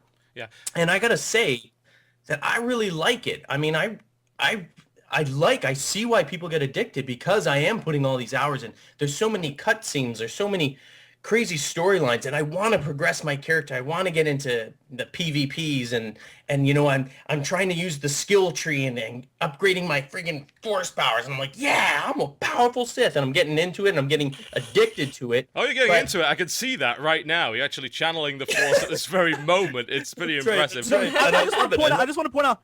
But what kind of Sith are you? Just for the record, what are you, an assassin or inquisitor of some sort? I'm an inquisitor.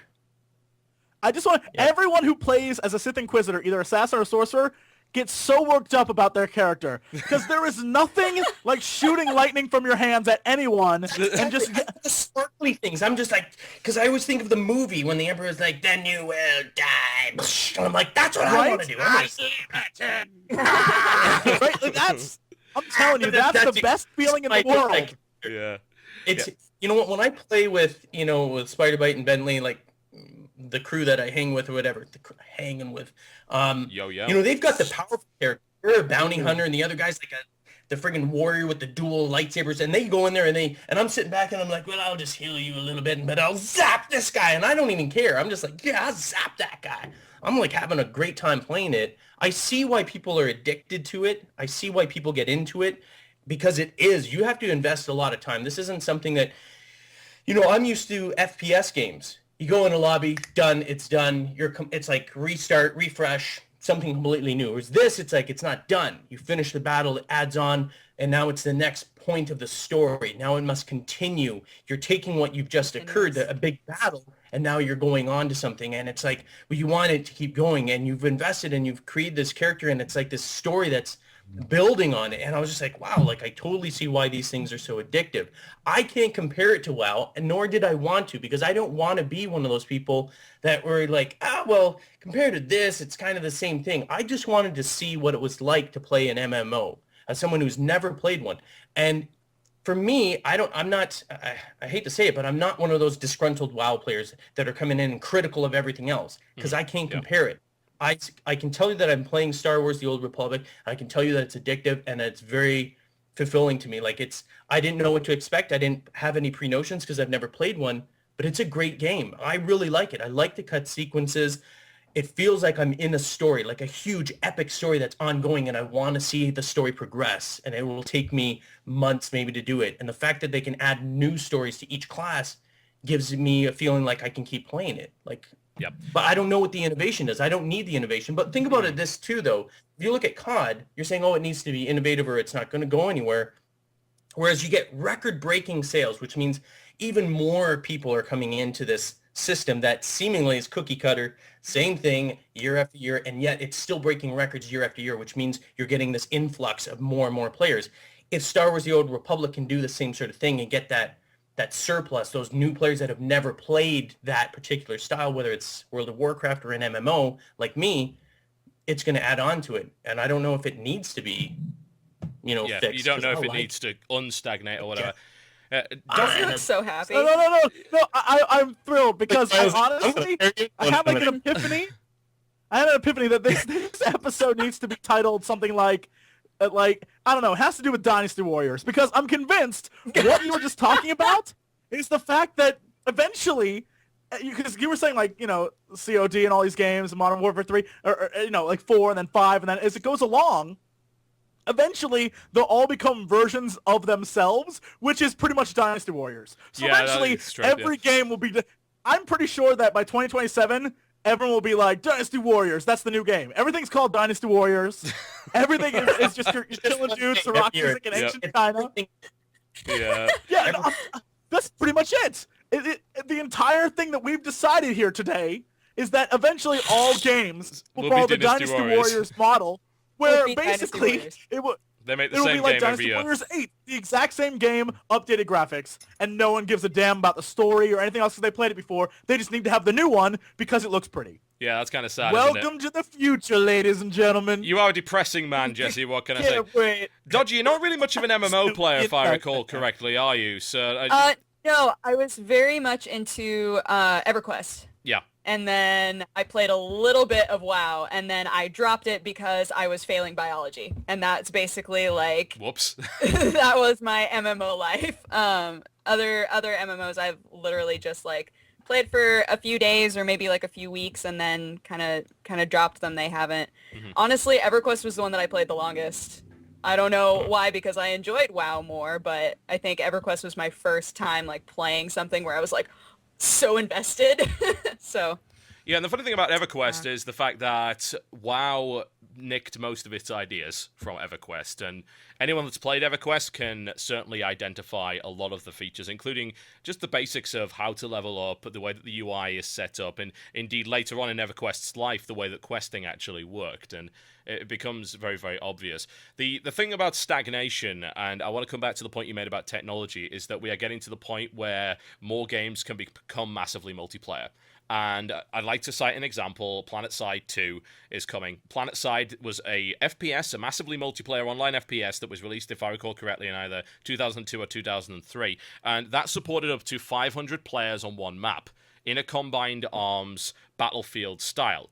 It was pretty crazy. It had some limitations, because doing that 7-8 years ago, that's pretty difficult. So the shooting wasn't quite as good as you would expect. There were no hitboxes, for instance, and the vehicles handled a little bit dodgy, and the view distance wasn't quite there. But PlanetSide 2 is on its way, and I feel if PlanetSide 2 actually succeeds, bearing in mind that shooters are already most of the way there anyway in terms of permanent progression, they just need a one last shove into what's, persistent conflict. As in, when you log in the next day, it's not a fresh map and a fresh round. That battle might still be happening.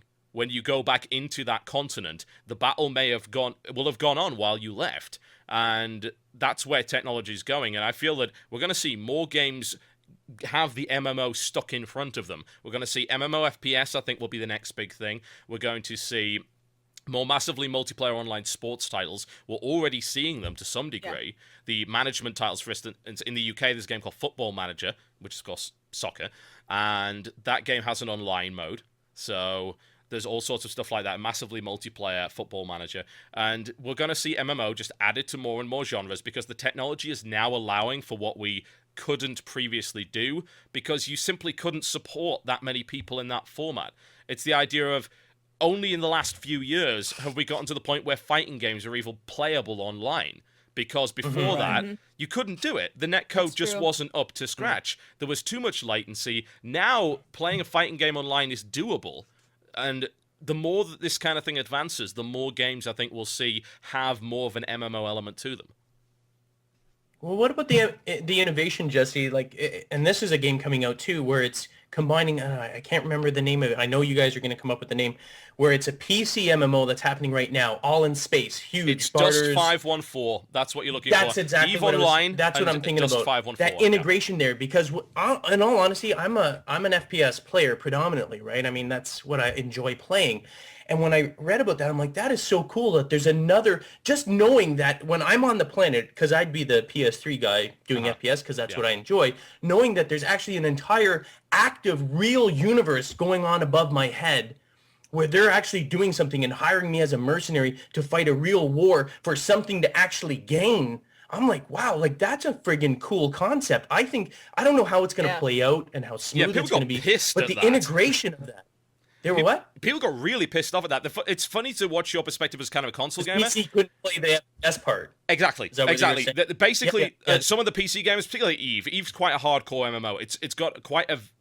Let's just say it's not got a learning curve as much as it's got a learning cliff. And people fall off that cliff. There's spikes at the bottom of the cliff. There's actually, clouds of fire ants on the cliff ready to pounce and eat you at this very moment. That's how bad the learning curve of that game is. So some of the people are really hardcore And Jesse's recoiling in horror. Apparently, he just doesn't like ants. But whatever the case, they were furious. Why did it have to be ants?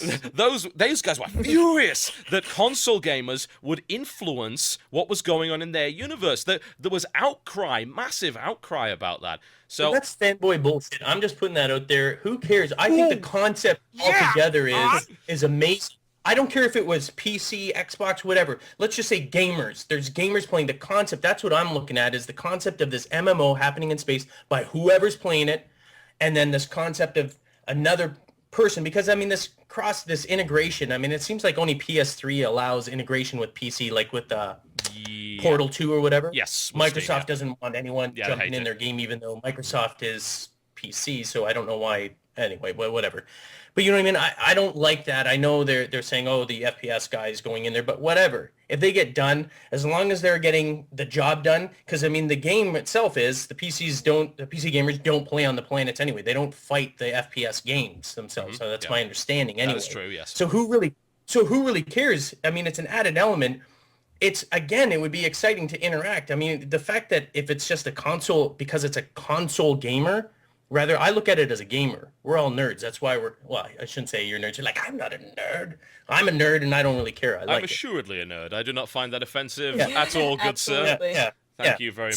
So I mean, that's the way I've always looked at it. I don't like it. Just I hate fanboyism. You're never going to get rid of it, but I don't know. I just think the concept itself is just amazing. I feel like I'd be part of this actual universe of gamers going on, and it's such a diverse and being able to interact and having them knowing that I don't have to worry about what's up there. I can do what I'm good at or what I'm comfortable or what I find fun, and let them worry about the politics and let them hire me based on my success rate as a team, as a clan. Like, listen, we can get it done. I'm setting the price at this. You want it done? This is what's going on. Yeah. Who cares if I'm that definitely suits Eve as well, because Eve is a very mercenary game. The economics of Eve, they have an economist on staff to run the economy of that game, a real-life economist. So it's pretty crazy. Awesome. Yeah, it is. It's brilliant. And the way that the universe is it's very much mercenary. They'll hire attack squads, mercenary squads in-game to get something done, and it just extends out to that. So I suppose the conclusion we can make on that is that Jesse's talking out of his ass, but in a more detail... Wow! It's more, I think that the MMORPG genre... the MMORPG genre has become stagnant, yes, but the MMOs in general are actually expanding based on the technology. But for the last 5 or 6 years, we're starting to break out of that because MMO can now apply to more than just RPG, and that's what is really required to kind of take it out of there. Me. QQ, man, QQ. He's so sad.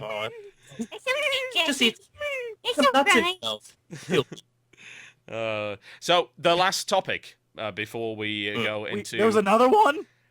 I told you the show is dragging on, man. It's we're gonna have to have another break after this, I think, before we do the sign off. But the last topic is from Gunns, and why don't you tell us a little bit about that? Well, I've covered a few times, and it's only a couple of companies here, but it kind of almost annoys me to see this. But people are going more and more for it, like companies like Rovio. What is it? I can't remember. Those are the guys who did Angry Birds, right? Birds and all them. Angry Birds, and now even I believe Konami, who's getting into mobile games, saying that mobile games is the actual future of gaming and that platforms, and I'm talking about PC, consoles, or whatever, all those are actually archaic in design, and that mobile games is actually the future of gaming, and that the others will simply disappear eventually, and that's why they're going on involved. Bollocks. And well, that's just it, but I've seen so many articles about it, and we're talking about, well, I guess it's not mobile, but maybe it can be, like through Facebook. They can integrate it so that when you're accessing Facebook, suddenly you can play your games on your smartphone. There's so many smartphones. Someone killed Facebook already. Just do it. I just find it... obviously more people have it, but to compare Angry Birds to some of the games that all you and I play, there's no comparison, at least right now in the technology. Even if there was, I would much rather play it on a cinematic screen to experience it than playing it on a small little smartphone. Yeah, I don't care if it's more popular. Yeah. It bothers me. Those articles bother me so much. I think it's a bunch of crap. I would tend to agree on that. Sorry, Dodger, go ahead.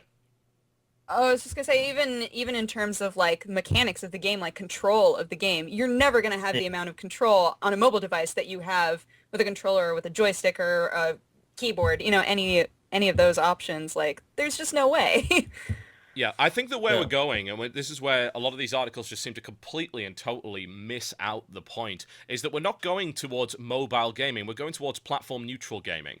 The idea that consoles may indeed become obsolete because if I have something like, say, this, that is powerful enough, that maybe 5-10 years down the line, maybe even Are we before advertising again? No, I'm not even showing you which phone this is. I'll cover the logo up, you know? So you don't even know what phone this is. You probably guessed by looking at it, but it's... if it was powerful enough to be a console, yeah? If that was powerful enough to run what my 360 can run, my PC can run, I have no problem with this replacing my PC, my 360, as long as it can do everything that those can do. And the idea of as like... a gamer. Yeah, as a gamer, certainly. If the thing is that the idea, I want to play it on a cinematic screen, if this device has a TV out, that's irrelevant. I can do that anyway. That's cool. That's Brilliant. not a problem. I'm all on board. Mobile games. Yeah. Yeah, that was easy. But yeah, anyway, we're done with that topic now. That's completely done. Moving on. But yeah, we are get the point about OnLive that we brought up earlier actually is kind of getting close to this, because OnLive is very soon going to have an app for the iOS device. It's already got it for Android that allows you to play PC and console quality games on a machine like that. And obviously it does it via streaming, so we're not running them natively yet, but eventually we will. I would think we'll get to that point where we can. And then you've got to look at things like, well, what about the interface problems? And that's an easy solution. We just look at this again. This is wireless. This can interface with an iPad, no problem. Obviously, this one can't because Microsoft are assholes. But if there are some wireless controllers that will run with an iPad. It's compatible as long as it's got Bluetooth or whatever. So well, what's the point of saying, oh, mobile games are the future if you're just using your mobile device as a middleman so that you can use a normal controller and your TV? Like, that's just silly. Yeah, that's what I'm saying. I think these articles are dumb and they're completely missing the point. I think that if we could replace all of our consoles with one pocket-sized device and not actually have any performance problems, then we do that in a heartbeat, unless Jesse not disagrees. worrying about upgrading hardware, not worrying about outdated software or anything like that. It just having a lot of the stuff if we're playing online, and if it can run as fast as having it on your own system, and there's no problems with that as internet sort of gets more powerful in the future, then really who cares about it? I mean, do you need to have your liquid cooled? I'm just thinking about the Battlefield 3 tournament, the LAN tournament. When I saw some amazing computers, I'm like, Jesus, Murphy, like there's liquid this all over the place. I'm like, I don't even want to ask I never ask how much it costs, but I know how much it costs. Jesse, a lot of freaking money. That's not what he meant at all. But I don't know what he meant. No, hold on. Was TB saying that that you believe that the future of gaming is one device where you can play everything? Wouldn't you prefer that? That would be kind of neat, wouldn't it? I would have no problem. Who cares? Why do you have an allegiance to something? One mobile device? No, for me, like when I was like 11, the original Game Boy, which was awesome, like that was mobile. That was like the extent of my mobile device wanting to have something, because I was like unable to drive. I was in the backseat of a car and had to listen to my parents like, steady, rocking all night long. You had a horrible childhood. That kind of music, and I was like, ew, gross, I want to put on my Nirvana. Screw you, Bob. Right? And so I'd be sitting there like you're... So I mean, that like you're playing like Zelda and stuff, like Link's Awakening, and you're having fun. Like that's where I see mobile gaming. I would not trade playing on a big screen for anything. But you don't have to. Are you saying you don't have to? Yeah. The point is that if this device, this device had all of the ports required for me to plug this into a monitor. You can just flip it on your TV. Yeah. Why wouldn't you? If this level you're playing right now. Yeah. If okay. And then I could just take this. Yeah. That's like that movie with Tom Cruise where he's like, moving stuff around with his hands. I want that. Get on it, scientists. It's on the same page. Topic is done. Samsung's done it, actually. The smart window that was actually at CES this year. Yeah. You seen that? I was looking at that. Yeah, it looks incredible. Just Minority Report all up on everybody. Yeah, absolutely. Holographic Yeah, and it's you can only see through one side as well. You can replace your windows with these things, and it's actually incredible. And they're actually going to mass market like within a year or whatever. It's incredible. Anyway, if I could replace my big stonking loud machine down there that I can't even lift because it's so goddamn heavy with that, and I'd have all the functionality of that, and then had all the functionality of a console, and if I wanted, I could just pick this up, unplug it, take it with me in my pocket, and I would have that functionality on the go as well. Hell yeah, I'd have it, without question. But the idea that we're going towards all mobile gaming, hell to the frickin' no, because at the moment, mobile gaming cannot offer the same experience. It cannot. Exactly. And the kind of games people want to play on the move are not the same as they want to play on their sofa or in their big chair. I don't want to sit for 6 hours playing Total War on a phone. I want to sit at my desk and play it. You don't want to play COD on a bus. You want to play COD on your big-ass sofa with your big surround sound, your big screen. You want to be loafing the hell out and playing COD. Big attitude. Damn right. Yeah. You can't have big attitude on a small phone. That's right. That's true. That's right, Rovio. Are you watching this? Are you watching this podcast? You guys are. I'm gonna go. Rovio hasn't tried to do anything that's like a major game, though, have they? Like, it's all casual. They get the one crazy thing that kicks off, and they're suddenly like, "We are in control of the future. It's mobile games all the way." Yeah, they made some very arrogant statements, I feel, and people got very pissed off with them. And then I think they made a game called Cosmonauts, which wasn't very good. And it's like, oh, we can replicate the success of Angry Birds. No, you can't. It's not going to happen. Yeah. But yeah, I think the conclusion on that one would be that the future is not mobile gaming. I think the future is platform neutral gaming, but that's not going to happen for quite some time because, of course, there's still competitions between formats, and unless OnLive takes off in such a major way that it replaces current consoles, which I think is absolutely not going to happen, I don't see that happening. then we're not going to have... Send me one. Then you're not going to have fully platform neutral gaming for a very long time, and you're certainly not going to have gaming go mobile for a very long time, and that's an absolutely absurd thing to say, especially considering that game sales for consoles and PC are going up year after year. So it's a bollocks argument. All right, we're going to take a quick break, folks. This podcast is massively overrun. When we come back, we are going to be finishing things up. We're gonna each pick a video from the game station to show you, and we're going to talk a little bit about it, and then we're just going to wrap this up. Hopefully you've enjoyed this marathon pilot, and I'm going to have to look at the format for this, because my God, have I made a mistake. Either it's a mistake, or it's a very, I don't know, is it a happy mistake? Is it a bad mistake? I don't even know. We'll find out very soon, folks. We're on a quick ad break and music, and we'll be back with our selections from the game station this week. Ladies and gentlemen, welcome back to the show. I'm not even going to ask what you're doing right now, Jesse. I'm coming for you, Link. I'm going to get you. I'm going to get you. Oh, Link, I'm going to get you. I'm going to smash you. Oh, you're not going to get away from me this time. Somehow, you're not as terrifying as the moon in Majora's Mask. You're definitely not terrifying now. God. I'm gonna piddle on you. Piddle my reins.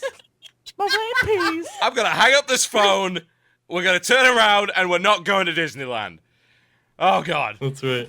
All right. So, last section of the show, we're gonna highlight some of the great partners available on the game station. We've each picked a video that we like that isn't ours. We're not into the flagrant self-promotional stuff. So, we've each picked a video. I'm gonna start with mine.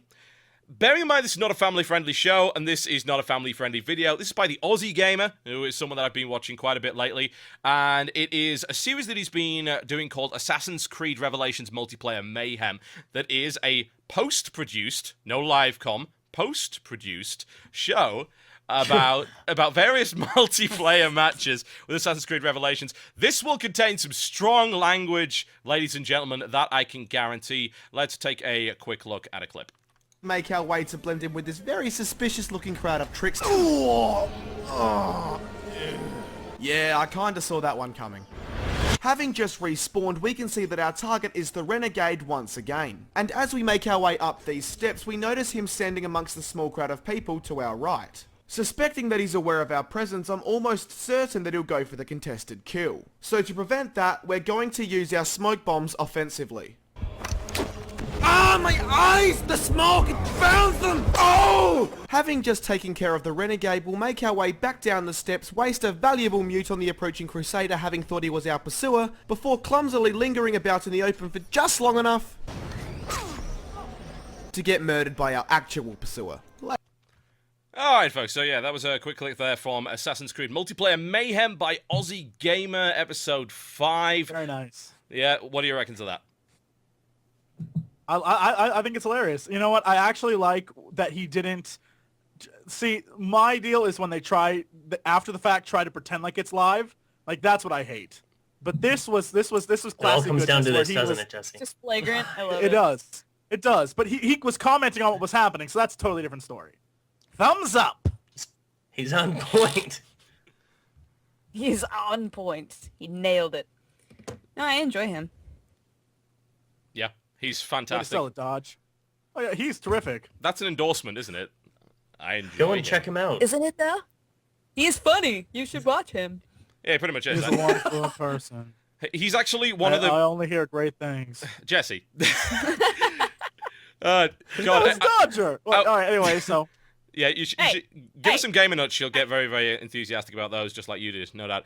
But anyway, the thing about that guy is that he's one of the only people that I actually find his swearing funny. Like, usually, I don't really mind swearing one way or the other, but his swearing is outright hilarious because of the way that he does it. He often goes very OTT with it. He will shout, no problem at all, and he makes the swearing funny and actually puts it and makes it part of his comedy routine, which I think is fantastic.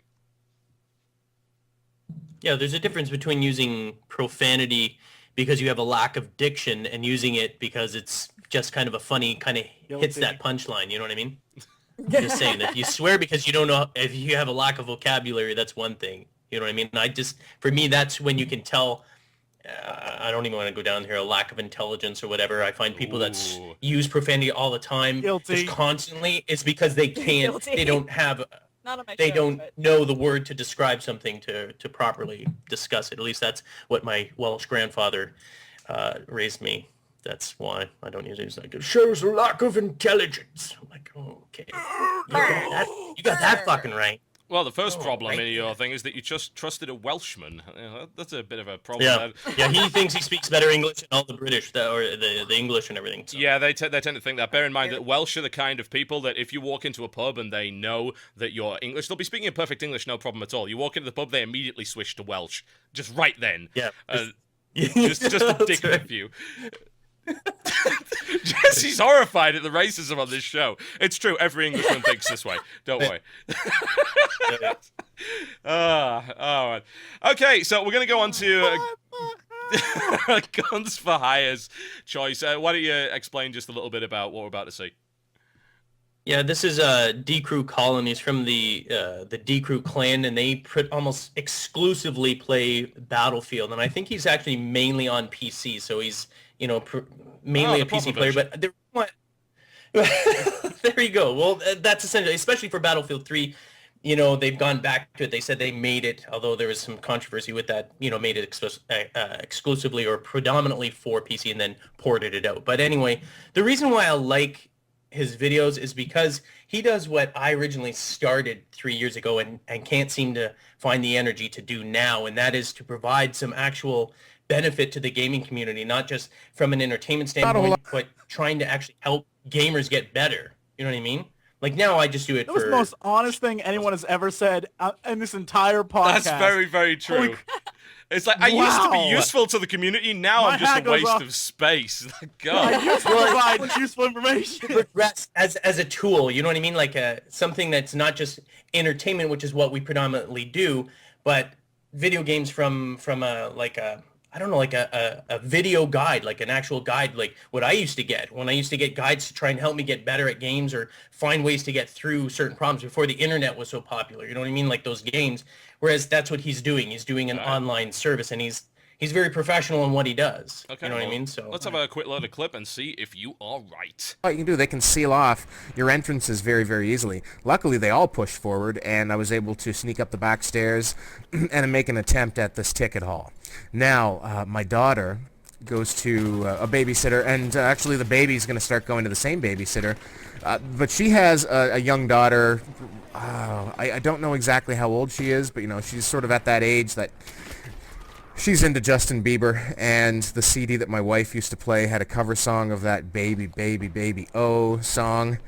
So that is, not only do I get to listen to the Glee soundtrack for 40 minutes a day, but also my daughter's cover of Justin Bieber, which is far cuter than the Justin Bieber version, I will admit, but still, as adorable as she can be, man, that song is driving me nuts. And well, that was the most strategic thing I've ever heard in my life. I think we picked a bad part of the video. Listen, he normally does it, but he fills it in the odd time when he catches strange things. But he's actually he has contacts with DICE, I believe it is. Yep. And they've actually approached him to make a strategy series on it because that's how involved he is. That particular one is just sort of, something a little bit more fun, but, because you can't be all boring. We got to entertain, right? But he does predominantly focus most on their clan, most of the videos that he has, if you're into that sort of thing, if you're into wanting to actually get better rather than just saying, I'm the best in the world and going in there with your ego and then getting owned, if that's what you're interested in. You know what I mean? If you want to actually get better, then him and the rest of his clan are usually friggin' spot on with their tactics because I suck. I played with him once in a while and he'll just direct me. You know what I mean? If I go in, especially with Battlefield Bad Company 2, I'll be like, what do I do? Where do you want me? And he'll be like, go here, but he's explaining it to me while I'm playing and it makes sense. Like even just playing with him in a game like drastically improves the way I play. So I was just like, wow. He's pretty good. D-Crew Colin, Hoplum 77. I really like Collins. Like, speaking as somebody who never plays FPS, I actually watch him a lot because he's really interesting to listen to, and so much of it is, like, here's how to do this, here's why. Like, he's just very interesting to listen to for me. Yeah, and he does songs! Like, yes, it's great. He's a good songwriter. Jesse, you wanted to say something?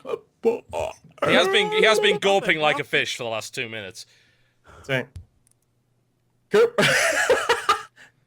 No, I think that was a horrible clip to show because I actually know the guy, so I know what he does is actually legitimately good. I was just like, what the hell, Bieber? What?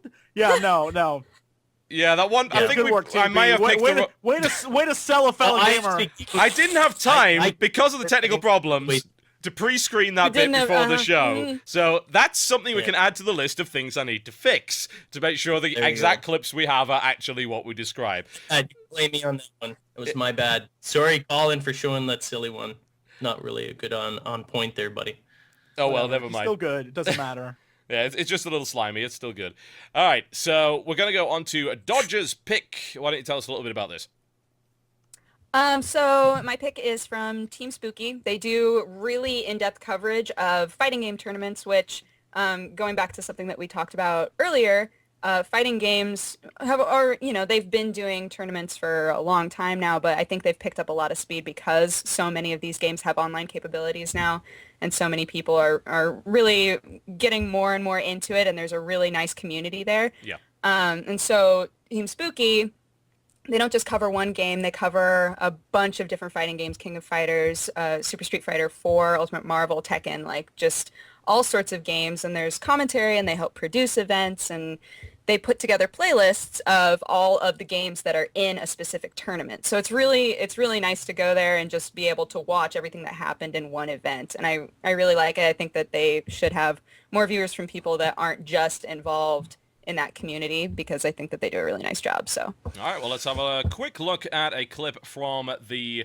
2012 Grand Finals for Super Street Fighter 4 Arcade Edition, which is, if I recall correctly, TS Sabin versus EMP Santhrax in the Big 2 No. 9 tournament. That is the longest title I've ever seen in my life. Let's kick it in.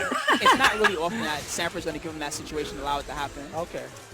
And one thing I noticed in the last match was that Arturo wasn't getting the best reads on Sanford during the match.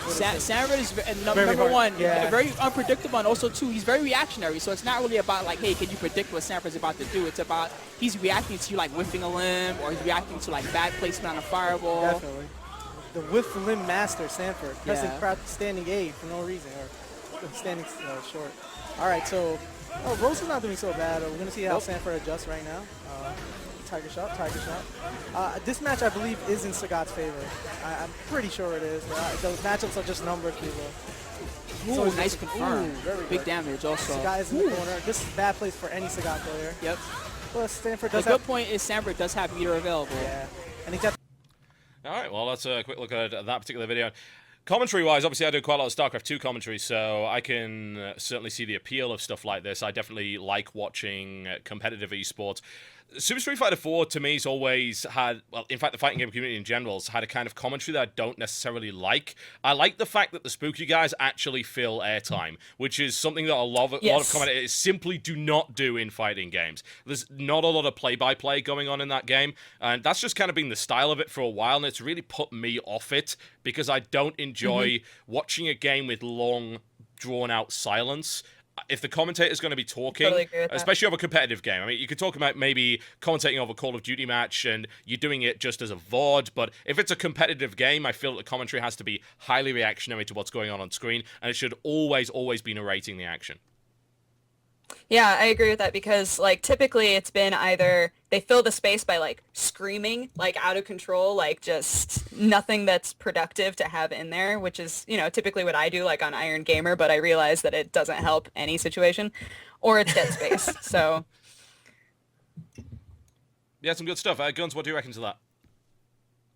Well, actually, it intrigues me because I originally started loving when I, like, especially with consoles, like maybe with the PlayStation, I loved, like I mentioned, Bloody Roar. I loved playing those games where I used to sit there and play against your buddy in these games and stuff, and I stopped playing them because I mainly play, you know, in my own home, and the online, you know, back when I dropped it was atrocious, like having a 1v1 match and everything. So I lost interest in that fighting, but I've been following it still, trying to listen and see the problems, like with Tekken 6 or whatever the case may be, because I love fighting games. I would love to go back in, but I'm so worried about the connection and stuff. So I'm glad that it's still thriving and the market is still there, because I'd like to jump back in, but I don't know. At this point here, I'm completely removed from it. I don't know what the online is even like. You know what I mean? Like, those were my favorite games to play. I loved beating them, and I used to memorize every single move on a certain character, and my buddies would say that I was cheating somehow because they're like, oh, you try hard. You know every you're not combo. allowed to like, know like the 30, moves. Yeah, 30 combos, and I'd be like, yeah, done. And they'd be like, what the hell, dude? So I like the fact that it's still going strong, but I don't know. Is the online still good? Like, is the online improving, or? Some of the lobby systems are sometimes confusing, but I mean, overall, it's pretty easy to use, and a lot of the games are starting to utilize like a system where you can just watch, like a viewing system, so you don't have to be playing. You can just watch other people's games. Nice. Yeah. I like being able to do that. Mortal Kombat had, like, 100-person lobbies? That was pretty cool. Right, and you could even then just say, I want to play now, and you could even cheer and taunt and things like that. So I definitely like that. And it would be nice to be able to watch more stuff like that. I think Team Spooky is a good place to go if you want to know about it. I think that maybe, just maybe, some of that stuff, it's very prone to jargon, for instance. There's a lot of words that some people will not understand. Like, they might have heard a couple there. Stuff like confirm, for instance, the hit confirming, which is also semi-mythical, actually. And then you've got the idea of stuff like footsies and whiffing and cross-ups. And a lot of people don't know what that is. But if you can look up the basics, if you've got a little list of what those actually mean, you can certainly get into that, and you will learn a lot about the game by watching that. Now, the last clip is from Jesse, and I can guarantee you're not going to learn a damn thing from this one, so why don't you tell me a little bit about this clip?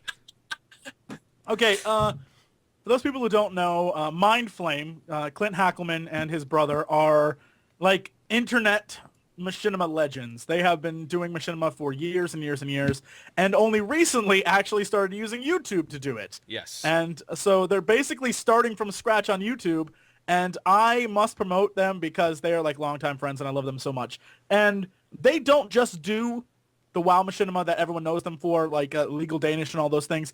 They do other stuff too. And this is a clip, actually I'm pretty sure it's 46 seconds of just awesomeness of them playing a game that has nothing to do with anything. It's amazing. Just enjoy. That's all I have to say. This better be as good as you claim it is. Here it is, folks. We're going to bring it to you right now. And I'm going to try and do it with sound.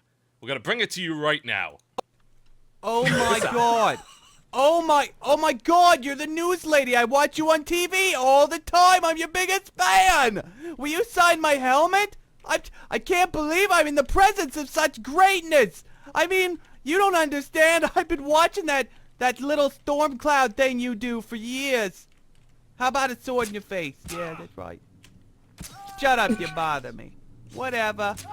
Yeah, you want some of that too? Yeah. Sword in the face. Sword in the face.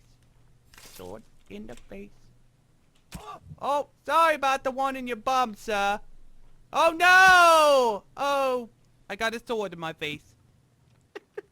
Well, that was the most intellectual thing I've seen all month. Thanks for that, Jesse. Much appreciated. That is amazing. Have a sword in your face. I can watch that all day. So bad. That is brilliant comedy right there.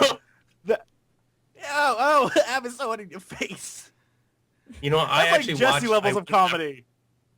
I went to their channel and I looked at some of the other stuff because you mentioned Illegal Danish, and I looked at that stuff, and it is really good quality stuff on their channel. Really good. Yeah, and So, Illegal Danish was like, very old as well.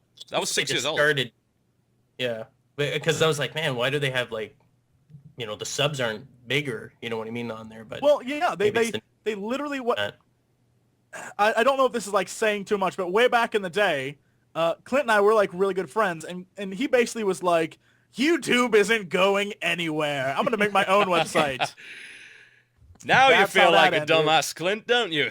Oh, well, never mind. So, but he's back and he's putting out awesome videos, and since he knows a lot of the like Blizzard developers, he does a funny sort of like podcast-esque sort of thing where it's him voicing, because he's also like a really good voice actor. He voices all the Blizzard people on the forums, the people who respond, and they all have voices, and it's brilliant. Mindflame is great. They've done some amazing things in the past, and I'm sure they'll do some amazing things in the future. Like that video you saw was amazing. Well, they've got my sub in hell. Anyway. Here's hoping we see some more Legal Danish from them, because Zinrath actually was my favorite WoW machinima. Those guys are responsible for that. Arcanite Reaper Ho! That line, Arcanite Reaper Ho, has been stolen by so many Blizzard things. Like it's in the game. It's in the game. Yeah. It's that entire movie is quotable and has been run into the ground in terms of the amount of quotes. Yes. Yeah. Yes. This is very, very true. It's a great movie.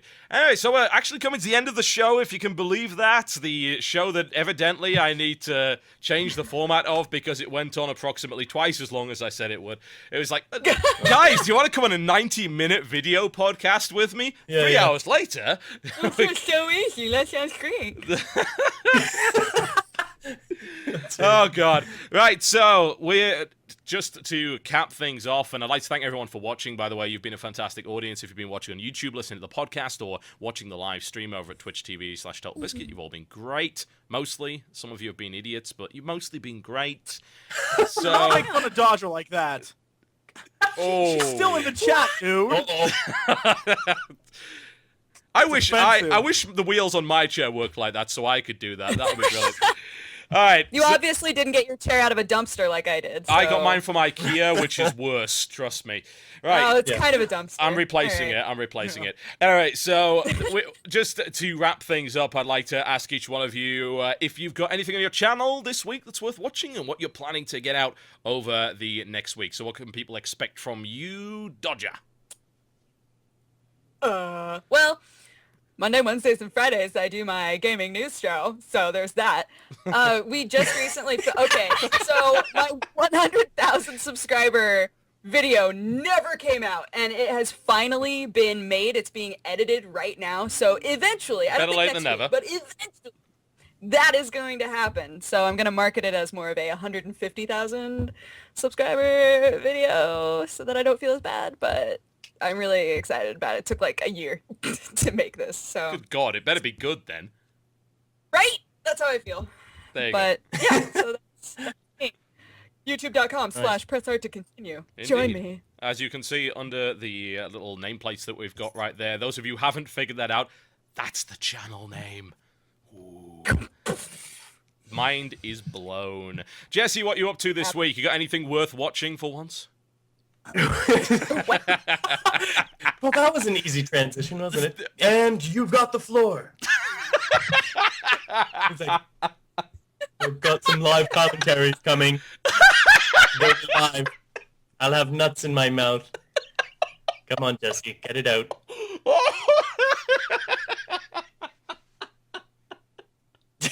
Look at him. He's all black and blue from beating up.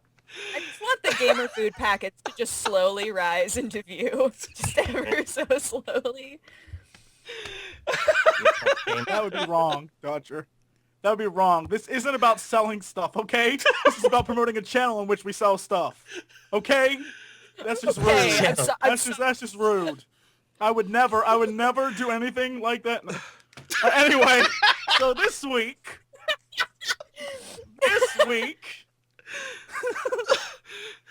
you realize the best part about this entire podcast is people watching will have given up after the first 20 minutes and no one will see this part, which is hilarious and a shame. This will never see the light of day. We saved the best for last. They'll never see this. Will never see the light of day. On. Shall I annotate the start of the podcast that says 4 hours? Oh, the hell with this! You stick this on the Game Station channel. No one, you're gonna get all downvotes. It's gonna be just angry Yogscast fans who are pissed that Simon and Lewis aren't in this. It's like, what the hell is this? Downvotes. Yeah. Like every top 5 video. It's like, why are the Yogscast always number 1? Because we're terrified. I know what happens there. Oh god. Okay. Hey, so anyway. yeah, what have you got? What have you got? So Jesse. Okay, this week is literally, let's just go, we can rattle off the list. We got Skyrim. Wait, can I do this in a song like Skyrim, got Skyrim, gonna play some Rage 2, then some Deus Ex, and some Minecraft X, and we'll end stuff with X. Then Dodger will crack up, and then we'll do some more stuff X. Probably should use the word sex, but I was trying to be nice. Sex, then we'll sing with some stuff, and then other things too. Yeah. That's all. Can't and wait for TB and I, we do a show. We do. Yeah. I could talk about that in a Terraria. second. I wouldn't call it a show. I'd call it him putting up with me for 2 hours and then cutting it into 4 pieces and editing it online. Yeah, that's what I call it. That is pretty much it. And in fact, you can tell them that the next episode of the Terraria series is coming out tomorrow on your channel. That's right. Tomorrow. Yeah. Today, because this is whenever you're watching this, just go to my channel. It's on Sunday. Now. It's coming on Sunday. Yep. Right now. Yep. YouTube.com/OMFG Kata for your turn. OMFG Kata. Yep. Completely and totally irrelevant in terms of its acronym. It's actually the Gamer Food Network. Of destruction. Why would you call it that? Nuts of destruction. Gunns4Hire, please stop him from talking and tell me about what's coming up on your channel this week. Prove your class. I feel like I've been on a 3-hour crazy ride. Yeah, pretty much. Well, I mean, for the gun shop or whatever, it's mainly news topics. I try and always do video games, but I like to bring world issues, technology issues, and it's not just bringing the news, or else just go to the websites and you can read the news yourself. I just give my opinion, and that's it. I don't sugarcoat it. I can strike people wrong because, I don't know, it's like, I think maybe perhaps I shine it from a different light. It's not always that I'm trying to be different on purpose. Oh, come on, Gunns. Pissing people off on the internet is really hard. You have to try to do that. I honestly, I mean, if I look at likes and dislikes and I look at the reaction, I got to think that I'm in the minority in terms of how I look at things. So, I mean, that's the way it is. I mean, I'm not trying to piss you off, but if you want to look at something from a different angle and you don't want to act like a sheep all your life, then that's where you're going to go and watch those.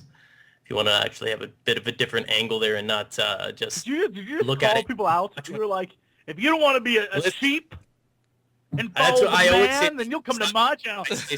You're about to get 1 million subscribers. You realize that, right? Like, if you don't want to... It's just like people regurgitate what they hear all the time rather than thinking about it themselves. All I hear them is regurgitating information rather than actually forming an opinion based on facts rather than saying, you know what, I kind of see that, but I feel this way. And that's why I say sheep. Bam. Bam.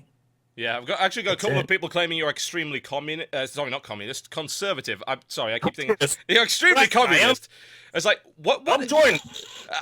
I've never heard of an extremely conservative Canadian. Is that like what? liberal in the normal world, or I don't even know. No. Try not to He's lump myself politically with anyone. I mean, don't even get me Except the started with Mounties. politics. I don't think I'll get flamed on here if I start talking about it. Because I believe in leadership democracy. I'll just put it out there. That's the way I look at it. So. Yep. If you want to hear Anyway, about Gunns4Hire's political views, then head over to.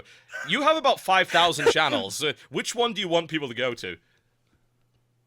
Well, I mean, if they're watching this sort of thing, then the gun shop is the more appropriate channel to go to. Yep. I mean, I'm doing a lot of, just having fun with Meatwagon22, playing Dumb and Dumber on Minecraft, but that's strictly because I love the game and I'm having fun doing it. How dare you. What I do on the gun shop is I'm passionate about it. I like talking about things and I like, having a discussion, a debate. So. Yep, so The Gun Shop, youtube.com/The Gun Shop, that's with 2 N's, and also you're just the main channel where it all started, which was Next Gen Tactics, of course, and you can connect through pretty much everything there as well. Right, so I suppose that leaves me. What the hell am I doing this week? That is a great question. I haven't quite figured that one out yet. Mostly more to say... 3 hours. Yeah, something 3 hours long, yeah. We'll probably record more Terraria. That tends to happen. editing this video. Yeah, well, I don't even have to edit most of it. I could edit you out of it, but that would take a while, unfortunately. No. Oh, you got support now. Is that how it is? I need that as a ringtone. I'm going to edit you out of it, Oramorum. No. Jesse's ringtone. Awesome. Oh God. Yeah, so unless you can somehow make it so that his face is just always the moon for the whole thing. I'm okay with that. I'm okay with that. That'd be great. I'd take it more seriously that way. Get your link. So, yeah, I'll be doing my usual series, which is the mailbox, which is my 15 to 20 minutes every day of answering user mails, and that tends to get a little bit controversial every now and again as well. I'll be also playing in the background for this week, by the way, Dark Messiah of Might and the Magic, the game whereby you never ever seriously kill anybody. You mostly do it in the most hilarious way you can. If you can make them fall over or fall off a cliff or into a fire or combo them together, then that's even better. Had the best melee system in any first-person shooter game as far as I'm concerned. It's very funny. And, yep, I'll be playing that one in the background. More WTF is will be coming. An update on my mod, which we're making for StarCraft 2 by the name of Trollo Battles. We'll be seeing a diary update on that coming this week. The usual fare, really. Hopefully 2-3 videos a day, WTF is, and all the good stuff. And people keep asking me for a WTF is of Shogun 2. No! It's not happening. That game's been out for months. It's been out for months, and I can't do first impressions after 25 hours. Yeah, I do that. Like 6 hours of me killing every ship on the map. That's all it is. Cannon. Exactly. It's like, here is my black ship, guys. Would you like to see it? But whatever the case, if I do anything in relation to Total War, it's probably going to be 2v2s. I have a friend in the UK gaming pro team called Team Dignitas. He goes by the name of Dogbert. Some of you might have heard of him. He's around my area. He plays a lot of Total War Online. We're thinking of maybe doing a short series of 2v2s with strategy discussion and things like that. So if you want to see some historical battles with some strategy stuff in the background, then that might be worth looking at. We'll look to maybe put that on the next couple of weeks. That is probably the sign that we need to end this show immediately right now, because there's a tiger in here. No. No, that's just Thanks dangerous. for watching, everybody. Thank you. God, thank you, folks. Remember to check out the content we're the best. on The Game Station, youtube.com/The Game Station, which is where the VOD for this podcast is. Check out youtube.com/Press Hard to Continue, OMFG Kata, The Gun Shop, and Next Gen Tactics, as well as Total Halibut and TotalBiscuit. Thank you very much for watching. Thank you to our guest hosts, and we will see you next week, I believe, for another episode on Saturday. So later. Goodbye. We're out. Jesse, what are you up to this week? You got anything worth watching for once? Well, that was an easy transition, wasn't it? And you got the floor. We've got some live commentaries coming. They're fine. I'll have nuts in my mouth. Come on, Jesse, get it out.